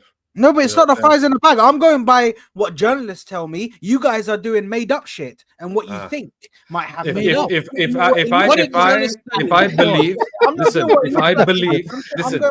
I believed every journalist I read, then I would be deluded into believing that Donnarumma will join Galatasaray this season. No. Like actually, you're such a fraud. I don't believe, brother. I'm not telling you. Freaking AFC Camden is telling me this stuff. I'm AFC telling Extra. you. Yeah, I'm not telling you it's freaking AFTV and all this shit. That's. He played majority of his games last season as an attacking midfielder and only 3 as a left winger. So. I'm telling you, this is like Fabrizio Romano. This is Sami Mokbel. This is a reliable journalist, bro. Yeah. What did they say? Pull it up. Show me. What did they say? I'll pull it up. Yeah, pull it up. And while we were at Liverpool topic and somehow we diverted. Yeah, I don't know how we got onto freaking thinking. Yeah, I mean, like they're winning the league, man. So if they get Isak, I think about. But hold on, Ash. I totally agree with your statement at the beginning when you said if they go for Isak, then it's a must for Arsenal to go for Rodrigo. 100% agree. Yeah, 100%. And if we don't do that, then yeah, we're not serious. Yeah, Liverpool fans in the chat, like, except Ali, because Ali thinks everything is possible, like every single time, every season from the last 1 year. The other Liverpool fans who are more reasonable, do you guys think you'll also get Rodrigo now that you got Isak and Ekitike? Sorry, now that you got Ekitike and you're getting Isak, probably. Do you guys think you'll also sign Rodrigo? Meanwhile, they're answering that. I read about that even if they sign Isak without outgoing, that will not impact their FFP position or especially if they sell Diaz. But wow, every Liverpool fan is saying no. Yeah, it's a far-fetched, to be honest, to have all these. But wait, Liverpool fans, why though? Because if you're selling Diaz, that's you what need someone. That's what I think. I mean, if they sell Diaz, I think they will be able to bring both. They still have to. They're saying Fofana. They're saying okay, makes sense. No, and also on top of that, they still have to buy Gahey. Yeah, that's the thing. He's gonna be 50, 60 mil, bro. That's gonna be another freaking bit of money. Yeah, Cali, that's a very good question, Cali. Is it because of the wages, guys, or because you guys won't have the transfer budget? I genuinely, I think it's probably because of the wages then. Because if you're selling Diaz for 80 million, why wouldn't you have the money? But by the way, can I ask one thing? What did Linda do to John W. Henry? Did she slap him or something, bro? You know what I'm saying? Did she do something to his head? But because I don't know what she did, but she took his platinum card and she started spending on everyone she saw. You know what I'm saying? Like actually, and I'm not saying Liverpool are a buy first club, but I am trying to wrap my head around the fact that this explosion. I did expect it at some point because Liverpool are not a spending club like that. But I did not expect an explosion like this. You know what I'm saying? And hats off. Like, actually, hats off to Richard Hughes. Hats off to Michael Edwards. You know what I'm saying? Hats off to Linda as well, because this business is amazing. Because the fact that because trust me when I say this, if we bought Ekitike, we would not buy Isak. Our club does not move like that. You know what I'm saying? The fact that you guys spent 90 million on a guy, and now you want to bench him and buy a 150-pound player, you know what I'm saying? I'm not cussing you guys. I'm not laughing at you guys. I'm not saying, oh, you guys are a money team. No, I am just mind blown by the fact that it's this extreme. You know what I'm saying? But they shouldn't stop now. If the owners want to continue this, it should not stop. Like, I'm not saying spend the same amount next summer, but you cannot just go 2-3 windows now without strengthening as well. Like, it has to continue. I mean, you never know with FSG because they like to milk the players that they have in their disposal. So imagine Salah and VVD, for example, getting old, leaving the club. I feel like they will milk Isak and Gahey and players like that until also at 33 years old. You know, pause. But yeah, they will get the best out of those players. And trust me when I say this, those players will not be in their prime when they leave Liverpool. That's all I'm saying. You know what I'm saying? No, but you know, they're not gonna have this unprecedented transfer window again. Because you know, I've said this many times, even in my videos, that I've never seen such a window from a club. The last club that, you know, surprised me like this was Madrid back in 2009, when they signed Ronaldo, Kaká, and Benzema in the same window. Oh yeah, I Kaká remember was that. so unnecessary, bro. At the end, Yeah, like man. actually, so wasn't needed, unnecessary, bro. honestly. Yeah. But anyways, it's one of those windows where you buy the best players out there, you know, the best number 10, the best winger, the best attacker, and this is what Madrid did back in 2009, and now Liverpool are doing the Yeah, same. but Madrid always had Galacticos and best players in the world, and they Not buy in and one, buy and not in one Liverpool transfer never window. did this. Yeah, Liverpool, he's create- right. Liverpool Isam is creates right. They didn't players, do it. but they Like, don't that was buy these one players. window. Yeah. Yeah, man, that was one window for them. So that was I'm- one I'm- window. That was mental. They got Xabi Alonso, Benzema, Cristiano Ronaldo, and Kaká in one window. That was. Yes. By the way, in a way, if you think about it, Even PSG Xabi had a Alonso, similar yes, I window. forgot Alonso. Yeah. PSG got Hakimi, Donnarumma, Ramos, and Messi in one window. Not in the same levels, man. Come on, not in the same levels. What do you mean? Hakimi What was do one you of the best mean? What do you right backs in mean? the world. Kaká was the best player of the world. Ronaldo was the second best player in the world at that time. Kaká was fading away slowly, to be honest. But yeah, I hear you. When I was hear you. this? Oh, 2000. It was in the summer of 2009. Yeah, correct. Because 2009, 010 was the 2009, 2010 was the Kaká first season together. win? Let me look, bro. He won the Ballon d'Or in 2007 when he won the Champions Yes. League. Oh yeah, Then he yeah. stayed because- at AC Milan for 2 more seasons. Then he left. Mhm. Yeah, bro, that Kaká at AC Milan, I Incredible. loved him, man. actually, He was the best incredible player player. in my Incredible player. One of the best, honestly, in my opinion, he's top 10 midfielders of all time. And I also, think people disrespect him too much. yeah, and also amazing backstory. If you know what this guy has been through, the fact that he turned out to be this amazing player, Yeah. Kaká is genuinely one of the best players I've watched personally. Yeah. But Neymar such a and Mbappe in waste one of a window as transfer, well. bro. Like actually, when he joined Real Madrid, I was like, "You bought Benzema and Ronaldo. Where are you going to play Kaká, bro?" You know what I'm saying? And at the end, he didn't play that much. Like they had I to show hoped he him, would, you know what I'm saying? in the squad. And that's the thing. Liverpool have a chance to really create history, like with this window as well. Like Isak, Verts, Ekitike, if he becomes someone big, and you somehow get Rodrigo, this would be a legend. I think this would be probably the best transfer window by any English club ever in the history of English football. yeah, are you sure? Better than City when they bought Yaya and them, man. Yes, yes. because when they got Zeko Aguero, from You Wolfsburg, know what I'm saying? Aguero, did he come that same window or a window after? He came a year after. I mean, yeah, He when didn't they come with bought him those from guys. Atleti, didn't they buy him at the same time or was it different times? I I don't know. Because think so because they got these guys in 2010, if I'm not wrong, because they won the FA Cup with them when Yaya Toure scored against Bro, United. You know what it is? I remember City at that time. Every season they bought 60 million left back, 60 million right Yeah. back. They bought Nasri, Robinho. Yaya Toure, Robinho. You know what I'm Robinho saying, was bro? the start. Yeah, Robinho was the Robinho first was- ever yeah. player that's Yeah, left guard. the- Yeah. I heard that he remember was he Robinho. thought he was going to Man United. Bro, Robinho still played with Martin Petro. He said, "I and, thought I was going to Bellamy. United." You know what I'm saying? Them man. Yeah. He played with Stephen Ireland. Ireland, yes. Even he played Ireland, with him as well. yeah. Milner And, was there. a disgusting Brazilian striker, Joe. Joe, yes. Yeah. I remember he scored a chip against us in 2009. He scored a lob against Arsenal when they beat us 3-0 or 2-0. That was so sad. By the way, just interesting fact, Robinho from 2006 up until 2011 was my favorite player in the world. So Mm. for him score that goal against us, bro, it really hurt me. because you look like him, or But Oh, that's funny. Some people used to say I was looking like him when I was a kid, but I used to look like him as a kid. But no, Yeah, I they just told me I love was looking Brazilian. like Kaká for me. Yeah, I love Brazilian footballers. Yeah, Like, Robinho, 90 Robinho is one of the biggest what ifs for me personally yeah. because he was The a thing is, very, Pele very ruined talented them. player, bro. Pele ruined him because Pele, when he puts that curse on people, like this is the next Pele, he's the next heir to me, blah blah blah, because he came from Yeah. Santos as well. That kind of ruined Robinho because now they put him. And remember, there was the thing going on about Robinho versus Messi, blah blah blah. It went south.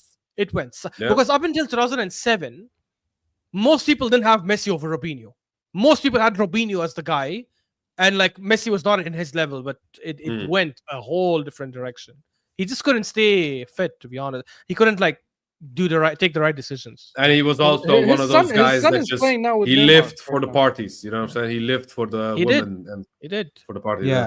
So this is the Wait, this which is which the- report is this? Ornstein. This Okay. is Ornstein, brother. This is the Ornstein report. So I just want you to read here, mate. I just want you to Oh, read Sad here. was still looking for Yeah, he's looking for it all Sad this was time. on a mission. Also tried to deal Yeah, with his uncle, 100%, ACL might be 'cause I needed, know I but saw it 56 right. pursuit of a striker and left winger. When was this reported? I This remember was he said reported when he- winger. He never said This is left the only winger. thing he said. This is the only thing he said. This is the only thing he said on the Eze situation. I remember like, he said on a winger, striker unless and this, left winger. unless he changed it after. But by the way, guys, breaking news: Paqueta is cleared of his Oh, charges. Oh, nice. That's good. That's Not good. guilty. Really? Yeah, That's- and also the Guardian is now posting also another bomba. Al Hilal are offering Isak 600k a week. Come on, Al Hilal! Wow, Come on, Like- Come on, Al Hilal! literally like Please. 3 minutes ago. This is posted. Save the Premier League. Look, when it comes to Al Al Hilal Hilal. and Al Ya Hilal and Rab. Newcastle, both owners are the PIF, so I don't think there's an Yeah. issue between the clubs to agree. Yeah, but the player will it's- never want to go there. Yes, bro. exactly. That's the thing. The The player, player I will don't think- never ever want to go there. He Brother, definitely. can you wants guys to. stop being so freaking toxic and negative, bro? Shut Come on, up. Al How Hilal. about Oh, it's listen, not toxic. listen, It's being how about realistic, man. Yeah, toxic and negative. And by the way, that's toxic and negative. We're and being by the way, realistic. Ashraf, you're gonna laugh at this because I think Inzaghi put his bottle job gene a little bit into Al Hilal because they bottled like 4 or 5 strikers to buy this season. You know what I'm saying?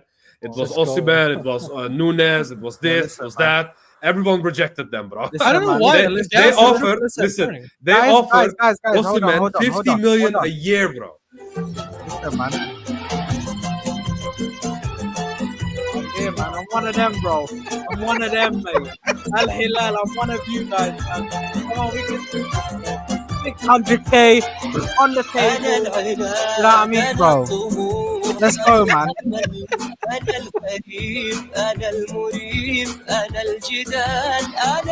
I'm here, bro. How do you copyright? That's true. Right. That's good. Right. Sorry, not right. Listen, if they get me down for Bro, copyright, man, why I'm letting them in. why does their trophy room look like a back shop, bro? Did you see that, bro? Wallahi, the trophy room looked like a back shop, bro. Like actually, like what was that, bro? Oh, I didn't see it. I didn't see it. Take my money, but Heritage, heritage. Yeah, if you want to see heritage, look at Galatasaray trophy room. They don't even have enough room for. all Bro, the trophies. I could be wrong, but I think Al Hilal has won more trophies than Galatasaray, by the way. No, they didn't. There we go. So all that. You forgot. Really? Okay, then Yeah. okay, I guess. Yeah. Look it up. Look it I'm- up. Huh? I am gonna Look look it it up. up. I'm curious. Look it up. Yeah, do that. You know what I'm saying? I'm also and curious also, to know. anyway, Okay, chat so to me, Saudi guys. leagues is 90. Yeah, you guys continue. I'll check. So with this talk, Liverpool favourites 100%. Going into this league campaign, they're 100%. Even without Isak, they're favorites, man. My opinion. yeah, they are. Sad. Yeah, I think Isak nails it down though. That's what. That's But what. don't you think? They're Don't you think with favourites without Ikitike? Isak. Yeah, no, but I think Isak for me is like just a whole nother level.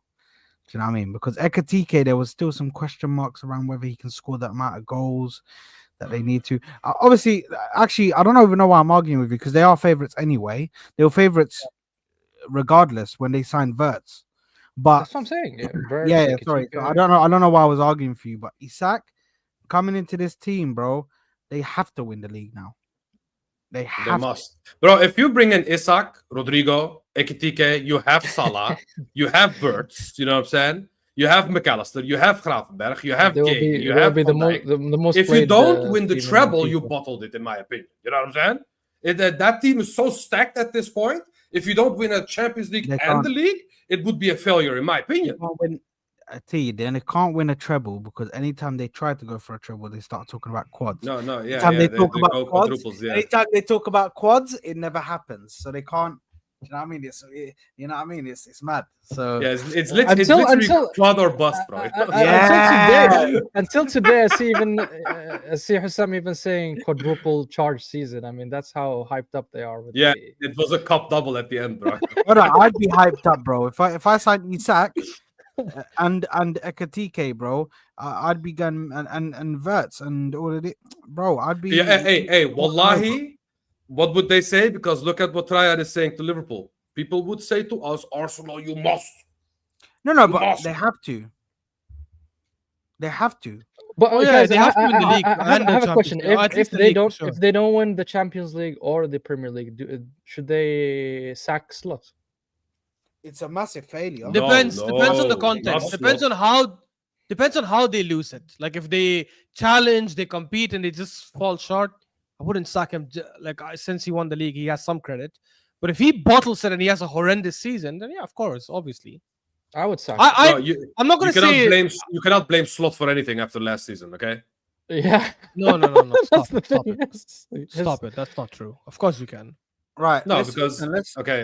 No. Go ahead. If you want to say. No, I wanted to say if those players fail to win a league for Slot and a team with Nunes, an inconsistent Jota, God rest his soul, you know what I'm saying? Because he was pretty inconsistent at that time. He was missing some chances. If you bring in Ekitike and Isak, you have words. And last year you were missing a number 10. You know what I'm saying? You have Gehi. And last year you had to play Kwanzaa. You know what I'm saying? If you bottle the league, then I don't think that's the manager's fault because he already did it with worse players. I think no, it is actually wait. Players would be to blame, in my opinion. No, it's the opposite because actually, when you get these kind of players, lots of teams have proven, like PSG, like Real Madrid, all these teams that try to build superstars, even City before they got Pep. You need the right manager to get these egos to work together. Because now imagine. Verts wants to be on goals and assists. Salah still wants to be goals and assists. Isak wants to be on goals, mainly, let's say, goals, for example. Ekitike wants to play a lot of games. Rodrigo wants to be on goals and assists. It takes a top quality manager to be able to get these guys to work together as a unit, not be selfish. And if that doesn't happen, and they're still like battling it out, and that's why the team gets affected, it is 100% on the manager. But what if the players know the prize and they don't jeopardize the prize by putting their ego up in front of that what they can win? Yeah, but that never happens, though, T. That never happens. Like Luis Enrique did a fantastic job with Barcelona. Actually, forget the fact that he did a fantastic job with Barcelona because I think Messi just the way he was not a selfish player. He wanted Suarez to score. He wanted Neymar to score. So he was creating for that. So he didn't care about sharing the spotlight. He didn't care about this guy being the guy who scores, this guy being the guy who assists. But if it was another like team. Well, we saw that with PSG. Christophe Galtier was their manager. Mbappe wanted to be the main guy. He wanted the captaincy. He wanted to run the club. They had that fight, remember, with Neymar and Messi and the beef that was going on and the squad was split. Christophe Galtier couldn't control it. He couldn't do shit. It was only after Enrique came when they showed the video of Enrique yelling at him, why aren't you tracking back? Why aren't you doing this? You have to do that, blah, blah, blah. And then he didn't get rid of him. He left to Madrid. Yeah, I don't think Mbappe is a good example. Because Mbappe is a prick. I don't see these players as being a prick. Yeah, but it happens to other players too, right? Like it happens with. I gave it the Galacticos an example. You remember who was their first manager? Sami, do you remember who was their manager when they signed all these guys? Kaká, Cristiano, Benzema. Their manager wasn't Mourinho. Mourinho came a year later. Capello? Their manager was Pellegrini. Oh yeah, Pellegrini. Yeah, it was Pellegrini, and he couldn't. I think you get that. The thing is, it Capello? Actually, Capello was way before. I think you get that naturally with a lot of players, and the thing is, you're always going to get. In reality, every player that is at the top, or every player that classifies themselves as a top player, they're the best in their eyes. They deserve everything. They deserve all of this. They deserve all of that. You only get special players that care truly about, you know what, I want the rest of the people around me to do good. That's how I know I do good. And I don't think a lot of players think like that. You only get certain number of players that think like that. That's why they're at the top of their field, because they're able to excel while bringing in people into in with them and get them goals as well. But I think Verts could do that. But I definitely think there's going to be a problem with maybe not Ekitike, but Salah and Isak is gonna be an issue because they're both going to be going for goals. But I still think Salah could enter his assist arc and then just get more assists. Maybe. And by the way, Mortian, I don't know why you're saying this is more copium. I'm not saying Slot cannot do that. I'm saying if it doesn't happen, it is on Slot. But if you ask me what I think will happen, I think Slot will get it handled because he doesn't seem like a manager that gets shoved around or with weak personality. He seems like a manager who will put people in their place when he has to. So you never asked me for my opinion. But I'm saying if it doesn't happen and the egos do clash, of course you have to blame the manager. It's common sense. I think they bring a lot of, and maybe this is going to sound biased from me, but I really recognize this with this Liverpool team. They have a lot of the Dutch discipline because their captain is Dutch, their manager is Dutch.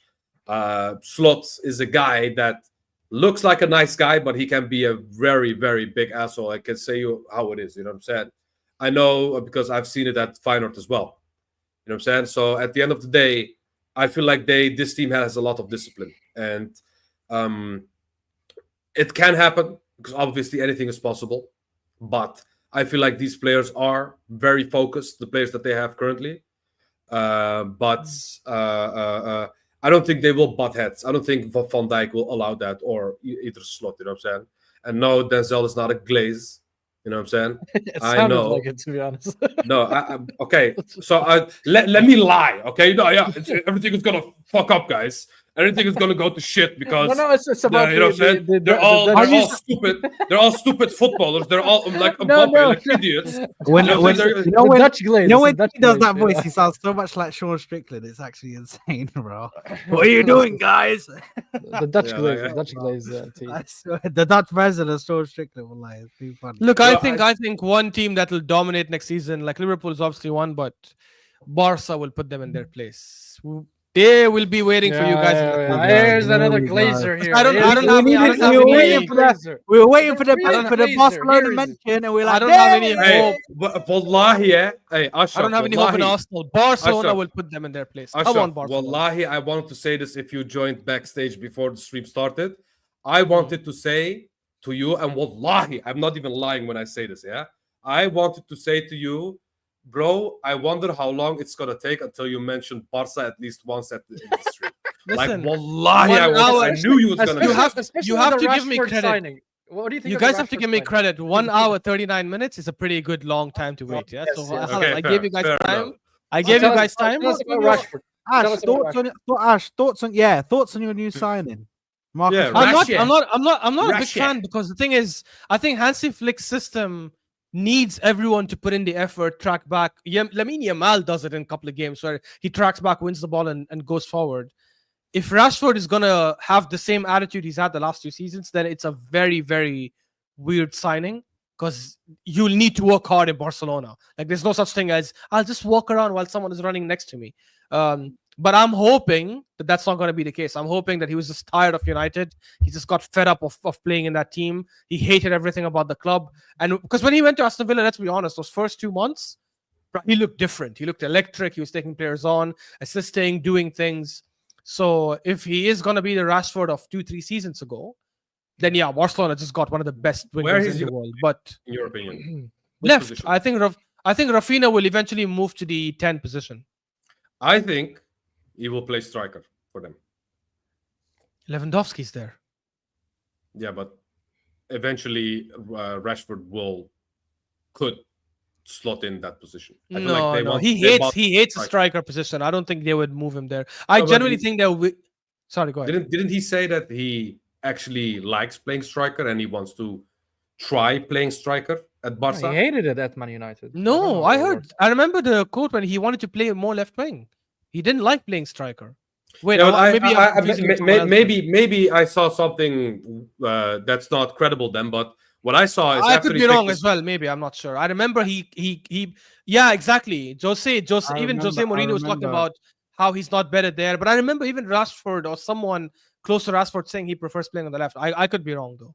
I mean, yeah, but maybe, like I said, maybe what I saw is not credible, but I'm just gonna say what I saw. I saw that after he picked his number, because it is Henry's number at the end of the day, I heard that he wanted to try playing striker. After he picked his number. But here's the funny thing. It's pretty recent. But here's the funny thing, Henry didn't play striker for Barcelona. He I played know, which is funny, but he Oh, said that's so he funny. specifically mentioned striker, but maybe I'm wrong. Like I said, it Yeah. could not be And- credible, and- but this is what I saw. and- Yeah, and Chelsea fans is saying, "Oh, Hansi Flick made Torres work," but that's the thing. Ferran Torres works hard. He presses, he tracks back, he does the bully work. Like I don't think Rashford hasn't done it with United, but again, if he hasn't done it with United because he was done with the club, he just didn't want to play for them anymore. Okay, fair enough. That's a different conversation, but it is a weird signing. But look, for them, to be honest, they don't need so many signings. They have all their superstars are still quite young. And they're getting better every single season. They're getting better with every year. Like Pedri, in my opinion, is the best midfielder in the world, bar none. I think he's number one. He's gonna keep getting better. Yamal is one of the best attackers in the world. He's gonna keep getting better. I don't know if Rafinha will have. Sorry, I don't know if he's better than Rodri in their respective positions. Pedri is the and best by the in way- the world, bar none. By the way, for the chat, Bar if you none. want to see what glazing is, this is glazing. Bro. Yeah, man. Not Yeah, I the- don't not know about glazing. that. I don't know This about is that. glazing. It's not bro. glazing. I This think is I common think sense no, and no, watching it's games. not common sense. It's not common sense. This is 100% glaze. But Bro, this is not the How Koora is it pot. This is glazed? the Me, Krispy yeah? Kreme pot. You know? No, but How is it this is glazed? the thing though. I can respect that Pedri is a top midfielder. I think he may be top 3, 100%. The best in the world. But best in the world is insane when you got Rodri. He's the best in the world. He is the best Before midfielder. Pedri got injured, before Pedri got injured and Olmo took over in the Euros, Pedri was their best midfielder, not Rodri. Big up to Aaron. He says rank these players in order. Oh, that's so easy. In no order. Sorry, in no order. No, he Xavi- said in order, but he's put it in no order. Okay. So in order, Xavi, Alonso, Xabi Cesc, Alonso. Modric, Iniesta, Cruz. Oh. Okay, let's go clockwise. Saad, go first. How am I gonna Go go Sad. first? Go, Sad. Yeah, Come go on, Sad. first. Yo, You You you want me never to go go first? You want me to hold I your will hand, bro? go Number one is on this like first. Come on, Ash. Bro, Undisputed. come on, number one is Ash, obvious, Habibi. Come Hold on. on. Yes, but I'm trying to think what I'm gonna say after. What am I gonna say? The number one. Okay, tell us your number one first. Tell us your number one. Let's get it out of the way. Is Okay, number one for second. me. But Second. second, Who's number one? Who's I'm number one? stuck. Iniesta. Iniesta. But I'm stuck between only correct answer. Modric. I'm stuck between Modric. Same for me, number one. I'm gonna give it to Modric. disagree. Third, I'm gonna go. Bro, Modric is insane. Third, Okay. I'm gonna go.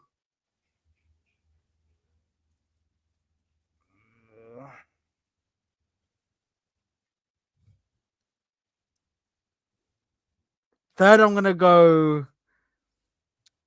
Oh Cruz. my god, my blood pressure's gone up. Okay. Fourth, Bro, I'm why gonna go, are you taking I'm my gonna go It's Xavi. right there, bro? Fourth, I'm gonna go Fourth who? Xavi. Fourth, Xavi. Fifth, Cesc, and then sixth, Alonso. Hold that, Alonso, man. Whoa, bro. It's okay, guys. it's Whoa, Guys, bro. ban him from the stream. okay. Whoa, that is a howler, bro. Sad. Can you write it in the private chat or in the chat? So we can- That is a howler, bro. That is Oh, a listen. howler. Write Listen, it in the- Can what I I was say- gonna say, what I was can I gonna say say mine? before was gonna No, be. Yeah, no, go ahead, no, T, go no, ahead, T. no. Go ahead, No, Can I T. say Go ahead, mine? T. It is Iniesta, Kroos, Modric, Cesc, Xavi, Alonso. Oh, what's wrong with you people? No. Wait, what did he say? no, What did you say? Wait, say it again. Sorry, I didn't even hear I you. said Iniesta, Kroos, Modric, Cesc, Xavi, and Alonso. Xavi is not that great as you think. But he you is, just actually. said the same thing that I said. Oh, No, I did not. That's what You I'm saying. said- Write you it said down. Modric Write it before down, Kroos. guys, so we can see it. Write it down in the Oh, private chat. And you said Alonso before. No, you said Cesc. Then you said Xavi before Cesc. I have Cesc before Xavi. Yeah, but Xavi was detrimental to winning trebles and all sorts, bro. And the Spanish team. And come on, man, what are we doing here, bro? What are we doing? Only correct order for this. This is boiling my blood. Okay, Here we go. Only, Okay, Mr. Barca fan, let us know. Let us know. the only correct order for this, wallahi, uqsam billah, has nothing to do with No, Barca. there's no The one only answer, correct Ash. order is Iniesta, Xavi, Modric. I Actually, the disagree, other okay. three you can argue, but the top three is confirmed. I'll tell you my other three and fine, it's debatable. My other three would be Cesc, Kroos, and then Alonso. Although You all are are world crazy. I'm not How do crazy. you I have think Kroos that you're- low? You're You cannot have disrespecting. He's disrespecting Kroos and Modric for what they did in the amount of time that they did.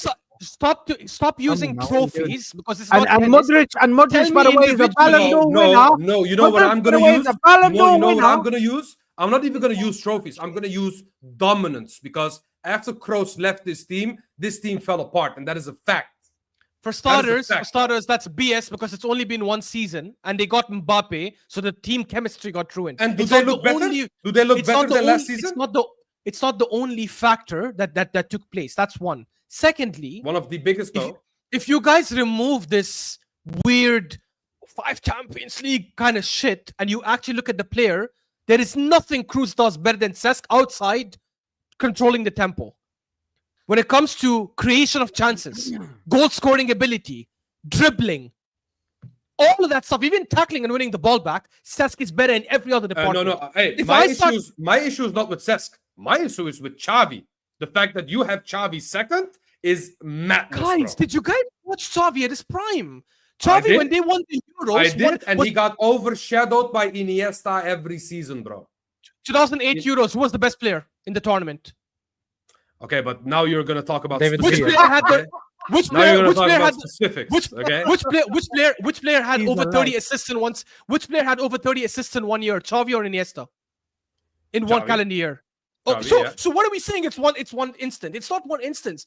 Xavi was the reason they dominated, and Xavi is someone who never had to get stats because he controlled games and made it impossible for teams to even come close to him. Okay, but do you also agree that if I have Eto'o, Ronaldinho, Messi, and them men in front of me, that I would get 10 assists in that team as well? But he didn't just do it in Barca. He did it for Spain as well. That's why I said 2008 Euros. I started Okay, with the Euros. and who did he first. have for Spain? Who did he have for Spain? Huh? David I'll tell you Villa, who he had for Spain. He had himself and Iniesta. These were the main two, and everyone I'm else talking were about the amazing front as well, were built around him. 2010 World Cup, he was incredible. 2008 Euros, he was incredible. 2012 and Euros, he was Iniesta was their incredible. best player. Iniesta won that for them, bro. Habibi, I put Iniesta first. I said Iniesta, for me, Iniesta is the best and midfielder if of you all want time. if you want to speak about that, who cooked Chelsea in the Champions League when they won the Champions League that year? Iniesta. Which one? Yeah, I When- understand, oh, but it's on Xavi the also is scratch, incredible. that game. That game. Wait. Why are we arguing Iniesta? I already said Iniesta's first. I'm arguing Xavi and Modric and the others. Xavi, in my opinion, and Modric, Xavi, Iniesta, and Modric are table one, along with Zidane, and maybe you can put in Pirlo there. I have no issues with that. In my opinion, Xavi has done more in the game than Modric. Modric is amazing. What Modric has over them is longevity, fair enough. But in terms of peak quality, Xavi is better than Modric, in my opinion. But the point is, you cannot have these three outside the top three. The top three has to be Iniesta, Xavi, Modric. Even if you want to say Modric over Xavi, while I disagree, I would hear it. Xavi fifth. I think you You are guys under. okay? I think you are underrating Kroos like crazy, bro. Actually, All of them are world class. All these players I just mentioned are phenomenal. Kroos is not on their level. He's never been the best midfielder of any club he's been in. When he was at Bayern, Schweinsteiger was the best at the time. When he came to Madrid, he was never the best midfielder. It was always Modric that was always ahead of him. He was never like the main guy, and I'm not blaming him for that. It's not his fault. But he never had the impact Okay, that so Xavi had on his country. He sounds like By he the sounds way, like by the the way, people. He sounds by the like way- the people. He sounds like the people that talk about the Barcelona teams that won By the the way, trebles. by the and way, say, by the way, "Xavi was never guys, the main guy you know in that the thing about this midfield." argument. You know the best thing about you guys know the best thing about this argument is we cannot can I give say my ranking? no, stop. Sorry, Sami. Just one yeah, last thing before but you go. we need to hear Sammy's first, bro. Yeah, sorry. Wallah, Sami, one last thing. Wallah, before you go. The funny thing also, guys, is that you guys are only doing club shit. All these players played for reputed national teams. What did Kroos do for Germany? He won the World Cup, yes, but he wasn't the main guy. Yeah. I was about to say, what are you doing, bro? No, wait. He was shocked. He was like, what? Wait. Witness this, bro. My guy. You know what I'm That saying? World Cup, wallahi, I will actually say Schweinsteiger was a better midfielder in that tournament. Vera was better than him. 100%. So when people say national team level, I can name 2-3 tournaments where Xavi was incredible. I can name one tournament where Kroos won the World Cup, obviously, but he wasn't the best guy in his team. And the other tournaments, he didn't do anything. They bottled it. And he was one of the main guys in that team playing. They were the host of this last Euros. But then I ask you this question. would Xavi be the best midfielder with Özil and that Schweinsteiger as well, or not? Yes, 100%. Xavi was always he better than wouldn't. Schweinsteiger. He wouldn't. Nah, he wouldn't. He would not be better than Özil. He Ozil would not didn't be play better than Özil. midfield. No. Habibi, Ozil didn't play midfield in the 2014 World Cup. He played left wing. Yeah, he was shifting. He was not only Exactly. playing left. I can name their three right now. Their three midfielders were Sami Khedira, Schweinsteiger, and Kroos. It wasn't Ozil. Ozil played left wing. Xavi would have dominated that midfield. No, he was. his prime. Özil was shifting. He was not only playing left wing. Okay. But he was mainly on the left, by the way. He was Okay, mainly listen, on the left. Okay. Sorry, go ahead, Sami, Sami. Big up Sami Khedira. Speaking of Sami, let's let Sami give us his list. Yeah, man. Yeah, Sami, go. And then I'll something a little. And I twisty. agree with Ash with one thing. Iniesta, yes, his number. Look, this Yeah. is not about trophies. This is not about positioning, like number Correct. 6 or number 8. This is purely about who I think, based on the eye test, was a better midfield. Okay, so you guys don't hammer me so badly. So Iniesta for me is number 1. He's the best midfielder from those names. I would go Modric over Xavi for me, and then Xavi, then Cesc, then Kroos, and then Xabi Alonso. Why was Wait, everybody repeat that again. behind me? Sorry, repeat that again. Iniesta, what? Iniesta, Modric, and then Xavi, then Cesc, Kroos, and then Xabi Alonso. Wallahi, I'm not mad at that. Even though I disagree with Modric and Xavi Alonso. Xavi, but like everything else, I agree with. Now, That now, actually now, for me is the correctness. now, everybody, quickly get your list. Yeah, you know your list. You know who you put in what order. I'll put it Now right let's- now. Now let's add Sergio Busquets. Let's add Busquets into that realm, bro. Let's add Busquets into that. Where does Busquets? Who is he kicking down? Who is Busquets? Busquets for me goes. No, he's goes in top 3, bro. Okay, Yeah. one thing we know for sure and is gonna get a guaranteed last place is Xabi Alonso. Okay, that Yeah. one Yeah, we yeah. know for sure. 100%. Let's now. 100%. Now I know I definitely Busquets is gonna be in top 3, so you have I would to put him number 2 for start me. moving things around. So I rate him higher than okay, Xavi. okay. The Busquets question is would top be: 3 midfielders so, of all time. imagine. all time. Well, okay, let's only use the Barca midfielders. Okay, forget about Cesc, forget about Kroos, forget about Modric, forget about other guys. Although Cesc was also a Barca midfielder. at some point. Iniesta, Xavi, Busquets. Okay, those 3 we need to look at. Is Xavi more important than Busquets? Because we know that Iniesta No. is number 1, He's but not. is Busquets number 2 or Xavi number 2? I think Busquets. Go Xavi's ahead. number 2. Busquets, this No, guy is so Busquets, man. stupid, bro. I swear. He has very good ball knowledge until it comes to this fucking argument where I've heard this fucking bullshit. You know the His funny brain thing farts, is, the bro. funny thing is, Yeah, but- guys, the bro, the funny Busquets thing was is, the- he Busquets says- was he the says- backbone. he says this guy's stupid when I can promise you, wallahi, on my life, I've watched almost every Barca game from 2008 or 9, and I guarantee this guy barely watched 10 or 15 outside the Champions League games, and he has the audacity to come and tell me, Busquets is the best win. He didn't even know Busquets probably before 2010, 2011. والله Busquets is حرام عليك. incredible. والله لا Busquets is حرام the عليك. best DM, والله in حرام my عليك. opinion. You Busquets is the fraud. best DM of all time, in my opinion, 100%. I just think, if you remember the 2008, 2009 when they won the treble, their midfield wasn't Busquets.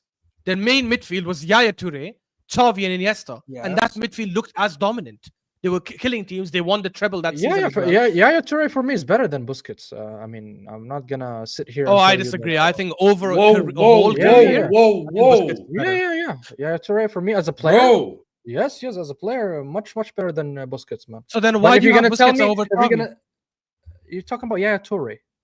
No, because you're basically saying you can take away Busquets and replace him with Yaya Toure, and it's fine. But you cannot take away Xavi and replace him with anyone. And that Barca's Yes, I proven can. that. Yes, I can. No, you You're saying cannot. you're saying Yaya Toure cannot perform better than Xavi? wallahi, bro. The things I Cannot heard about dictate the Kroos game and the same way. Busquets today is See? blowing my mind. see, you can't even tell Blowing me my the mind. answer because you know it's an argument there. For me, Yaya Toure I is did one it. of the I top- said the answer. I said he cannot dictate the game the same way. He's stronger Yaya than Toure. Xavi. He can, he cannot dictate the game the way Xavi does. He cannot control the game the way Xavi does. He's not a better midfielder than Xavi, no, in my opinion. And he's not a better midfielder than Busquets either, for me, to be Much honest. better footballer for me overall. Ashraf, Attacking, can I ask you one question? shots? Mm. Specifically you, Xavi, Gerrard, Lampard. What? I just need to know. I just need to know Guys, for my. What guys, was it? What was it? I Just can answer the guarantee question. you, Lampard Guys. is last. No, Guys, repeat it. please. Repeat it. He said so I can- Xavi, Gerard Lampard. Xavi, Gerard Lampard. Guys, please. No, come Wallahi al-Azim. I'm not xenophobic. I have nothing against the English people. Love all you English people. None of your players get in the top 5 or 6 or even 7 midfielders of all time. None. Because you have to Not be even honest, Gerrard? guys. Guys, Stevie guys. I'm not talking about Ryan Giggs or Bale who played for Wales and let's say Roy Keane who played for Ireland or Northern Ireland. I can't remember which one. We're talking about players who played for England.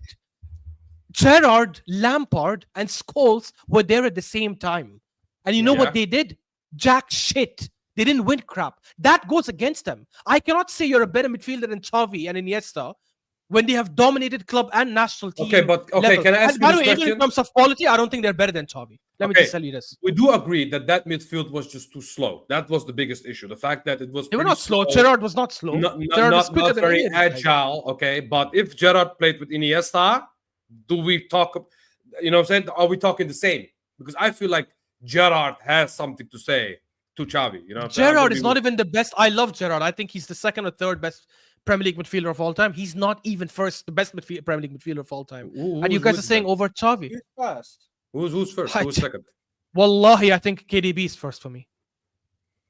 I think what KDB has done, clutch moments, the most assists per minute, the big games, the small games, the dribbles, the right Liverpool left. fans, close your ears. Close your ears. Yeah, they might get pissed off. I'm saying Gerrard is second or third. And by the way, I'm saying this. Sorry? I said finals, though. Yeah, but finals, the 2 finals he played, he got injured in both of them. Are we really Gerrard- saying that's his Gerrard- fault? Gerrard, I mean, availability. Would KDB do what Gerrard did in So by that logic, 2005? Lampard is better then. Sorry? Would KDB be able to do what Gerrard did in 05? Yeah, why not? Xabi Alonso also had a very good final that match. Do people mention Xabi Alonso in the same way? How come they don't? Like, again, Gerrard is incredible. 05 is amazing. But I'm not going to pick one player because 05 and he did this against West Ham in the FA Cup. Like, you have to look at the whole career. Gerrard is world class. He's not better than KDB in my opinion, but that's an argument. But to say he's in the same level as Xavi for me better is than insane. Vieira. You know, this guy Yeah, is he's out better for than Vieira. blood. I think This he's guy better is than literally out for blood. No, This no, guy, I don't man. care about Zero League titles. I don't think that's fair on Gerrard, to be honest. Like, I do think he should have won 1 or 2 at least, or 1 at least. The 09 he had a good opportunity, he had a good team. 14, 15 he had, 13, 14 he had a good team. But I would never hold that against him. Like, it's I can not see- tennis. I can see the argument that Ash is making. I don't agree with it, but I can see the argument. Start. Now you can tag along. You know what I'm saying? Yeah, Now listen, this- man. You know what I'm Listen, saying? where This is do your we, guy, bro. bro? Who is Luis Figo, bro? Who is Rui Costa, bro? Who are these guys? Look Yeah, at Tryan's bro. comments. Just check Vieira, Tryan's. bro. Tryan is really pushing the Liverpool buttons. He had a great chance. It just slipped away from. Nah, you know what? Tryan, Guys, wallahi, I love Yeah, Gerrard, but that is Tryan funny. I'm chose not gonna blood, lie. bro. That is Tryan funny, chose bro. blood. I can't lie. He chose violence today. Sorry if So, you can't lead your team to a league. To be honest, like, yeah, guys, like, that is, you have to admit that is a failure in his career. was. Like, It was a failure. But is it his fault that the sprinklers malfunctioned that day? It was too much water on the pitch. You know what I'm saying? Hey, listen, big up to the Liverpool fans, but you know what I wallah, mean. they put Xavi and Gerrard. That's mad. Wallahi. I can't lie. I wanted to do another one. If you guys, have you guys got time, or you want to just wrap up now? Yeah, go on. I need to go, but let's do. Can I suggest one quickly? And wallahi, guys, if you guys get this wrong, I'm leaving. I don't care. Neymar, Bale, Hazard, Salah. Ooh, this is a good one. Yeah, second, third, and fourth is a You competition. really want to piss off Liverpool fans? Is what I'm. Oh, so understanding wait, from wait, this just so I Oh can wait, understand. Salah Is it is based? not last. No. Is it based on football, only football, or is it based Can on? you on- repeat on that one more time, trophies please? Or Okay, what fine, is- fine. I'll make it easier, Sami. Neymar, Salah, Hazard, Bale at their peak. All of them at their peak. I know. I can. As a I bet you footballer. I can call. I Not bet you I goals, can tell assists, you. not trophies, right? No. I At bet the you I can peak, tell you. everything. I bet you I can. Overall, okay. I bet you I can call Ash's list. I know him so well. I know his Say exact Say it. list. You've I got dare Neymar you. first. By the way, let me guys, can I he's say got- this? Wait, yeah. before you finish. He's got- Before you finish. This is Neymar, and here's the rest. Continue. He's got Neymar first. He's got Salah second. He's got Hazard third, and he's got Bale fourth. Okay, let me. Ooh, no, I got no. I have Salah Bale second? third. I have Bale third and Hazard fourth. Yeah, bro. I think Mm. Salah has done so much in his But career in a club peak- level, bro. peak It's Bale, hard to. Peak Bale Oh, so though. I only got it off by one. Yeah, man, peak Bale is. Yeah, that's As- why I as- said as- peak Bale as a third. footballer- not What fourth. As a- Bale did for Madrid, bro. Oh, That I- bicycle kick and shit, bro. Bale Harab. Actually, yeah, you know what? Yeah, I'll change it. I think peak Bale second. If you're talking about overall career, I'd say Salah second. Yes. If you're talking about peak, then yes, Bale is second. I agree. Yeah, man. agree. That's my Bale my, is second. my ratings as well. It's Salah Neym- third, and then Hazard fourth. Neymar, Peak. Bale. Yeah, Neymar, Bale. But here's the peak for me. Hazard was better than Salah in his peak. Ooh, yeah. That's why this question is Yeah, interesting. man. You know what I'm It's, saying? You chose. But mine. but as a career and trophies, yeah, of course Salah. Wait, I'm just trying to see anyone who didn't put Neymar first. I'm just gonna ban them from the channel. Well, ban Hazard was Bro, Hazard was. what's wrong was, with you man, people? Hazard Okay, was for much better for than Salah. I think peak it's Neymar, Bale, Salah, and Hazard. But longevity, it's Can we put Neymar at number one with longevity? I don't think so. Yeah, of course man. you can. You know what I'm saying? Okay, but Neymar by 30 did more than any of these players. Okay, I'm still gonna say Neymar number one, Salah number two, Bale number three, and Hazard number four. Hazard will be and stay number four. You know what I'm saying? And still, no, And still number four. There you go. By the way, guys, we're not shitting on Hazard. For any Chelsea fans who might be sensitive, I don't know. We're not. All of these guys are Yeah, world bro. class. These It's these just- players are great, bro. What are we These doing? players here? You know are what I'm saying? so good. I think- Like, yeah, it's so bro. difficult. I think peak. Yeah. I think based on peaks, we have to go Neymar first. Cali, I'm so sorry. I lost all respect for you, Cali. Bale over Neymar. He puts Neymar at the end. Guys, Wait, you he put understand Neymar at the Neymar end, bro. Section. He put Neymar at the end. No, he's trolling. Okay, He's trolling. I thought he put Neymar second. Big He's up, trolling. bro, Tell big up. us. I know. He's trolling, yeah, pass. Listen, I'm gonna go Neymar first. I'm gonna go Salah second. I'm gonna go Bale third, and I'm gonna go Hazard fourth. Peak or longevity? A peak in peak. Oh, The peak. reason You why think the reason Sa- why I peak Salah is put, better the than reason peak why Bale? the reason why I put Salah peak is because I don't even know if you can classify last season as peak, but bro, the guy reached like close to GA levels of Messi and Ronaldo, bro. For you to reach the Messi and Ronaldo levels of GA, bro, is insane, bro. I'm sorry, What but that, was Eucharist- Bale's? Eucharist- I don't think that's No, peak. Ashraf, Eucharist what is was reaching Bale's that highest peak, man. GA season? Can you do you know? Sorry. What Bale's was Bale's highest GA highest season. GA season for Madrid or Oh, he must have had. I don't know. Oh, I think he had probably over 30, no, he definitely had, but nowhere near Salah. in the 35s, 40s, something like that, bro. Definitely he had one. you know what I'm it checking is? it right now. Bale was just one of Yeah, can you those. find it? I don't know. Yeah, Bale I found it. Yeah. What Yeah. is his highest? And compared to Salah, So he had just in La Liga alone 13 and 9, 19, 10, 7 and 2, 16 and 2, 8 and 3. So nothing mental. Like his Yeah. best season is the Spurs? 2000 and at Spurs. No, Spurs definitely was not the same. no, he was cooking at Spurs, bro. Yeah, he was getting numbers at He was Spurs. cooking. Yeah, was but getting PA, bro, at But Spurs. Premier League, he had like 20 or 19 goals. That was the highest. And then I don't know how many assists because it's not showing me here. But his numbers at Real Madrid were better for sure. I remember that. Yeah. Last comment. Anyway, I'm putting Salah second, Bale third, and then Hazard can just.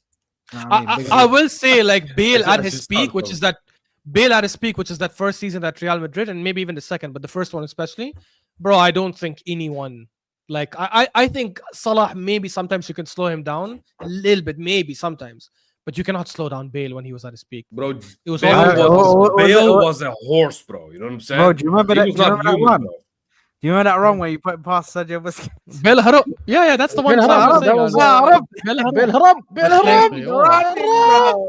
He went I was outside. like, bro, what's going on?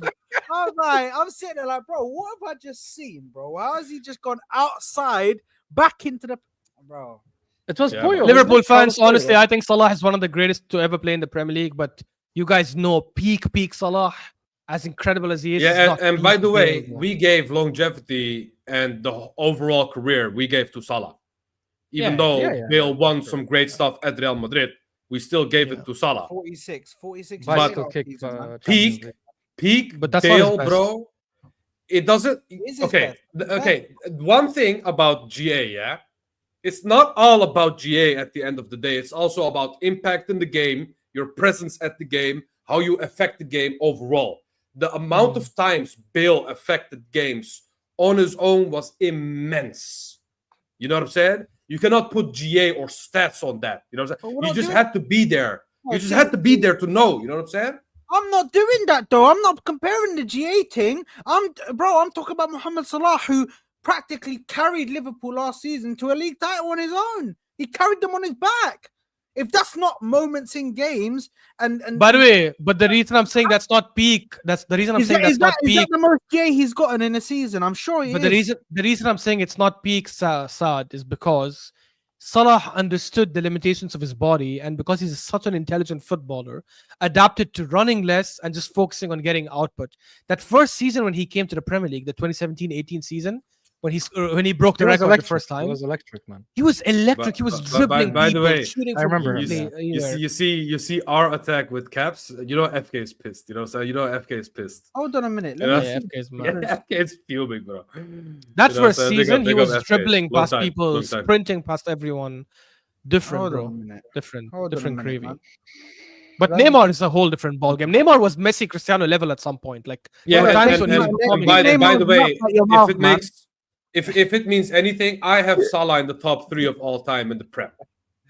Yeah, You yeah. know For what I'm saying? me too. Yeah, So yeah, me too. I think that highly of Salah, which is why I would never put Hazard in front of him. Oh my You know what I'm God. saying? But Bro. Bale was not human.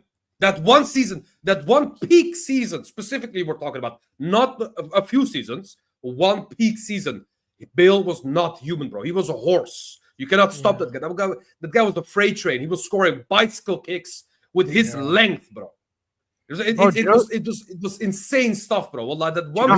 He was a real athletic. GA Yeah, like a real Do you know how athletic. much do you know how much GA Salah got last season, bro? In all competitions. 40 plus. Over 50. 57 GA Yeah, amazing. in all competitions in 52 games, bro. 57 in 52, bro. I still don't think that's his peak. Because for me, when I look at 2017, 2018, he wasn't just scoring or assisting, he was dribbling, he was killing people.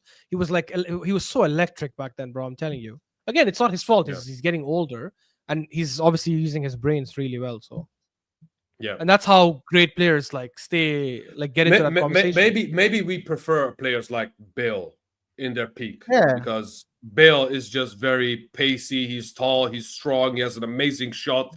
Can score free kicks. You know what I'm saying? He is an amazing player in his prime. The only thing is he doesn't have the longevity and the consistency of Salah. So if I had to pick a player for my team, I would pick Salah. But if I had that one season of not inhumane, but unhuman shit, you know what I'm saying? It's like superhuman strength, superhuman this, it's Bale. You know what I'm saying? Yeah. That's how I And if see you want the best of everything, someone to dominate, Neymar. My God, bro. That were those seasons. Stad, you had one. Let's wrap it up after yours. What is yours? Actually, 50. Hold on. Okay, he doesn't have one. 54. I have one, guys, and then we can finish this up. Ignore that, because his best season for Liverpool, GA wise, was his first season in 17-18. I completely forgot about that season. There you go. You're a fraud. I completely forgot about that season, bro. Bro, he got 60 GA. He got 60 GA in all competitions in 52 games. So then I was right the whole time. GA, even without the. Okay, Is last that one, peak? guys. And I'm just gonna answer this and then go Suarez, Benzema, Lewandowski, and Ibrahimovic. Oh, this is easy. Bro, why do you do 4? Just do This 3, is bro. this is easy. I would go I think it's easy. Ibra. Wait, can you repeat them? Ibrahimovic, Suarez, and who? Benzema Look and at Ash's Lewandowski. face.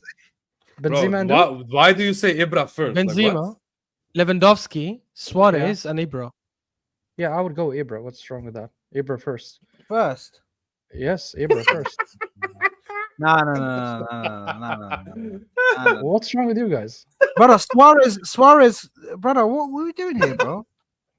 Have you watched Wallahi, Ibrahimovic? Wait. Before you say Wallahi, I anything. kept the last Wait, one. Ashwa, wait. Ibrahimovic in Inter Milan and Juventus. Have you watched it? Have you I watched did. it? Wallahi, I did. Yes. Okay. Yes, he was not even their best players because Del Guys, Piero I was their best swear player. to God. And Adriano was Inter's best player. So what are we doing here? Guys, You know what I'm Wallahi al-Azim, I said this last one because I thought, khalas, everyone will say Suarez first, easy. And then they will just debate second and third. Ibrahimovic first, then Suarez, and then Ibra. yes, Ibra, man. Come on, man. I disagree with that. I think Suarez has to be first. And then Suarez. Being for a me. part of MSN. Man, look, I rate Suarez a lot, man. I watched Suarez back in Wait, Ajax. do man, you have before he joined Suarez Liverpool, last? so- Did I hear that I correct? think Do you have him Suarez last? is the Oh, he has best. him second. He has him second. Oh, you have him No, second, I think okay. Suarez is top 3 strikers of all time. At least the Then last the- 30 years. Top Top 3. Last 30 years. Name me some. Actually, he's second in Who's the your last top 30 three years. list? Who's your top 3 list? R9, Oh. Henry, and Suarez. In order, I would say R9 Suarez and Henry. Or and Henry maybe Suarez and then Henry. Yeah, maybe Yeah, Suarez. bro. You cannot say that, bro. Like, you're just being fraudulent right now. You know what I'm saying? Why? Suarez over Henry. Are you good, bro? What are we You don't doing wanna- here? Suarez won the Copa America, not with Brazil, not with Argentina. He won it with Uruguay, where he was one of the best players in the tournament. And Yeah, he won and man of the match in the Alexis Sanchez final. won it for Chile. Is he better than? I'm not done. I was gonna start. Okay, I'm starting with this. He won the freaking Copa America with Uruguay, where he was the man of the match in the final. Right? Went to Liverpool. Phenomenal season after phenomenal season. Obviously, because he's a cannibal, he didn't continue the season, and he ended on I think he started the season late and ended on 20-something goals. And the season after, he's the main, probably sole reason why Liverpool challenged for the league. And if it wasn't for somebody slipping, Gerrard, yeah, they would have won the league that season. Right? But Suarez would have done that. And then he goes to Barcelona. In his first season, they win the treble, where he was one of the main guys, obviously the greatest attacking trio of all time. And the season after, but Ashraf, what about Xavi? Yeah, the season after, maybe Xavi was old by then. He went to the bench. He was 35, 36. And the season after, he outscored the greatest 2 goal scorers of all time in 2015, 2016. He scored more goals than the greatest 2 goal scorers at their peak of all time. I think he had over 60 goals, if I'm not wrong, that season in all competitions. What are you guys on about? Suarez has the 2nd or 3rd most assists in football history. Thank you, Ash. Yeah, scored 60. I love Henry. But guys, Suarez, I can say for a fact any Barcelona player for you is gonna be always number 1. So you're so biased. Because I clearly know that's 100% not true. Because yes, you are. You're so biased. You're so biased that you're putting any Barca player. How am I biased, guys? First of all, they were the best team in that period, so it only makes sense that you would have a lot of players there. Otherwise, what's the point of them? How are they that good then? Secondly, I'm not saying Suarez is the greatest striker of all time. It's not because of Messi. It's not because of Iniesta. Let me ask this. Let me ask this. Suarez they won, right? Xavi. Okay, let me ask this. Ashraf, let me ask this. I mean, I'm being realistic. Let me ask this: Liverpool Suarez or Arsenal Henry? Arsenal Henry. No, Arsenal Henry, but I'm not comparing that. I'm comparing overall. Okay, so Suarez so you're just glazing Barca again. That's what it is. Yeah, man, that's what I'm saying, man. He's I literally started by saying Uruguay, guys. Listen, my first argument. That stat. Wait, stop. Essie, thank you so much. I forgot that. He left Barcelona as an old man, top scorer for Atletico Madrid, and won them La Liga. Oh, and that's because of who? Suarez. Guys, Simeone. all I'm gonna say. No. Simeone. Almost there. You're very, very close, Ashraf. You're gonna say Berta. Yes. All I'm gonna say is I can't lie. Listen, I don't know. I personally don't agree that he's better than Henry, but regardless, we're not gonna get into that. We're not gonna get into that, yeah. Bro, all I'm saying is, And all I'm guys, I'm saying so is for sorry. everyone- Last thing. Yeah, go ahead. I love you, Henry, but Henry never scored a final goal for us or for Barcelona, whereas Suarez did it multiple times. So So he's not dunking on, multiple he's times, dunking but on Henry. No, This guy's such a fraud. But I can't no, lie. I'm not. I'm giving That a right point why there, Suarez could that be ahead of stat, Henry. That stat, yeah. Levi is not ahead of Henry though. That's a joke, by the way, Ash. Yeah, one second. That stat, yeah, to get the golden boot up against two of the best goal scorers at that time, bro, in the history of football. History of football. It's them too, yeah. It's them two in the history of football, bro. They're just going Sad and at their peak. Not when when they were yeah, done. and it's at their peak. And to get the golden boot, bro, is nasty work, bro. Is nasty. That was in the midst of when Messi was getting like 91. It wasn't that close to when he got 91 No, goals. 91 was 2012, but he was getting like 60, 50, 60. Like both of them were getting 50, 60 on a regular basis. On a regular basis, they were getting 50, 60. Ash, you are biased. Okay.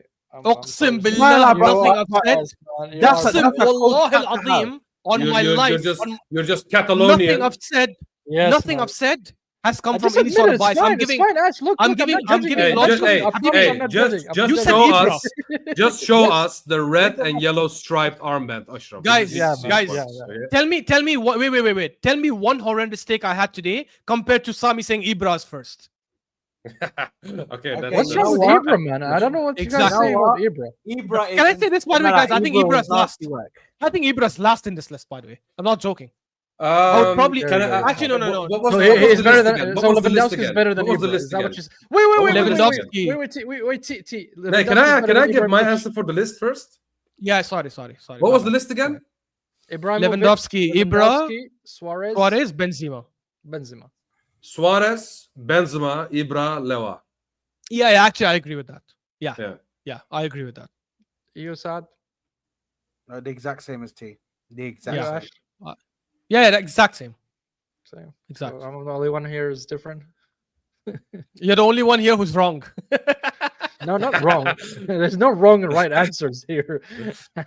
No, there's no wrong Ibra between the other is, three. There is wrong he- between Suarez and these guys, bro. the Come thing on. with Ibra is he thought he was more important than trophies. His ego was more important than trophies. He has a big ego. There's no doubt Because about it.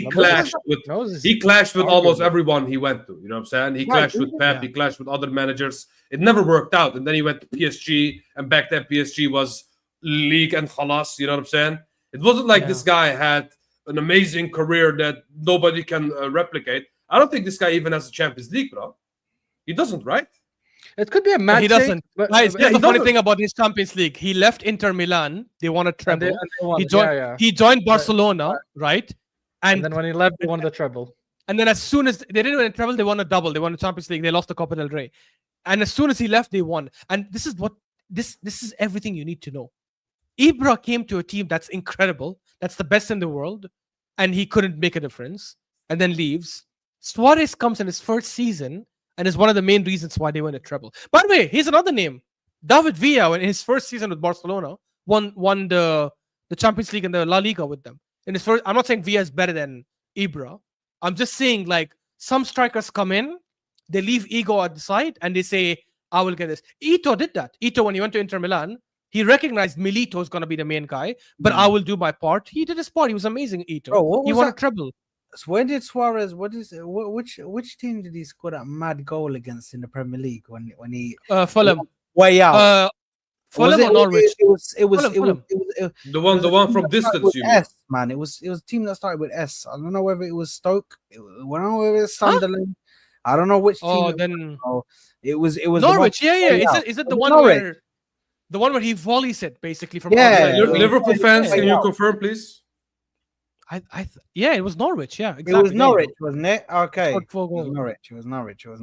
Norwich. I don't know where I got the S from, but that goal lives in my head rent free, bro. because that The one goes- from the almost center of the pitch, right? bro. it's No, it was a bit ahead, but yeah, it was Fuck Bro, yeah, way yeah. ahead. he should have been our player. We are so stupid, bro. Oh, don't forget 40 we million offered and 40 one. and £1. Don't forget that offer. Brother, that's And, what- then, that's what- and who did we end up with? With fucking Danny Welbeck, bro. Like, actually. That's what Arsenal do, man. It's crazy. But anyway, listen. Big up everybody. Smash the like button. Subscribe to the channel if you hadn't already. We didn't get to speak about James Trafford today, but don't worry. Bro, who cares about that I'll- Aldi merchant, bro? We only Nah, talk nah, about nah. Gucci here. I will be having a detailed, extensive conversation with Mr. Hamza. Yeah, Man City hardcore. We're going to be speaking to Hamza on a lahwa because it's going to be interesting because I need to discuss with him what happened. Why are you looking in the bin and trying to pull out trash and tell me look at this, it's gold. Like, brother, it's mad. It's mad. But anyway, we will speak about it on a lahwa, inshallah, on Sunday. But make sure you smash the like button, make sure you're subscribing to the channel. I'm gonna pass you guys over to Don Hussam, who's gonna be live to, I don't know what he's doing. Is he talking about Isak probably. Isak? Of course he'd be talking about Isak. That's the talk of the town right now. I mean, I'll be talking Wait, about is he live? Oh, he's gonna go live. yeah, no, he's gonna go live. He's gonna go live. By the way, I don't know what the chat's talking about. That Pagan didn't post anything. What? Eduardo Pagan. I'm not seeing And who anything. gives a shit? No, about it's that? Rodra. It's It's saying that Rodra just put up. He works for ESPN. This Rodra guy, and he put out that Arsenal are not willing to pay the wage demands for Rodrigo. They've There you made it. go. That was But said long time ago. we're paying Havertz 280. Just end the stream, bro. End the stream. I'm gonna break something. Just end the stream. That's why we need Jesus gone, bro. We need Jesus gone. Like, gone. I will Alright, pay guys. you money to take him from us. Listen, I'm gonna pass you guys over to Don Hussam. Go over there, smash the like button, subscribe to the channel if you haven't already. We are out of here. Peace, people. Peace. Peace.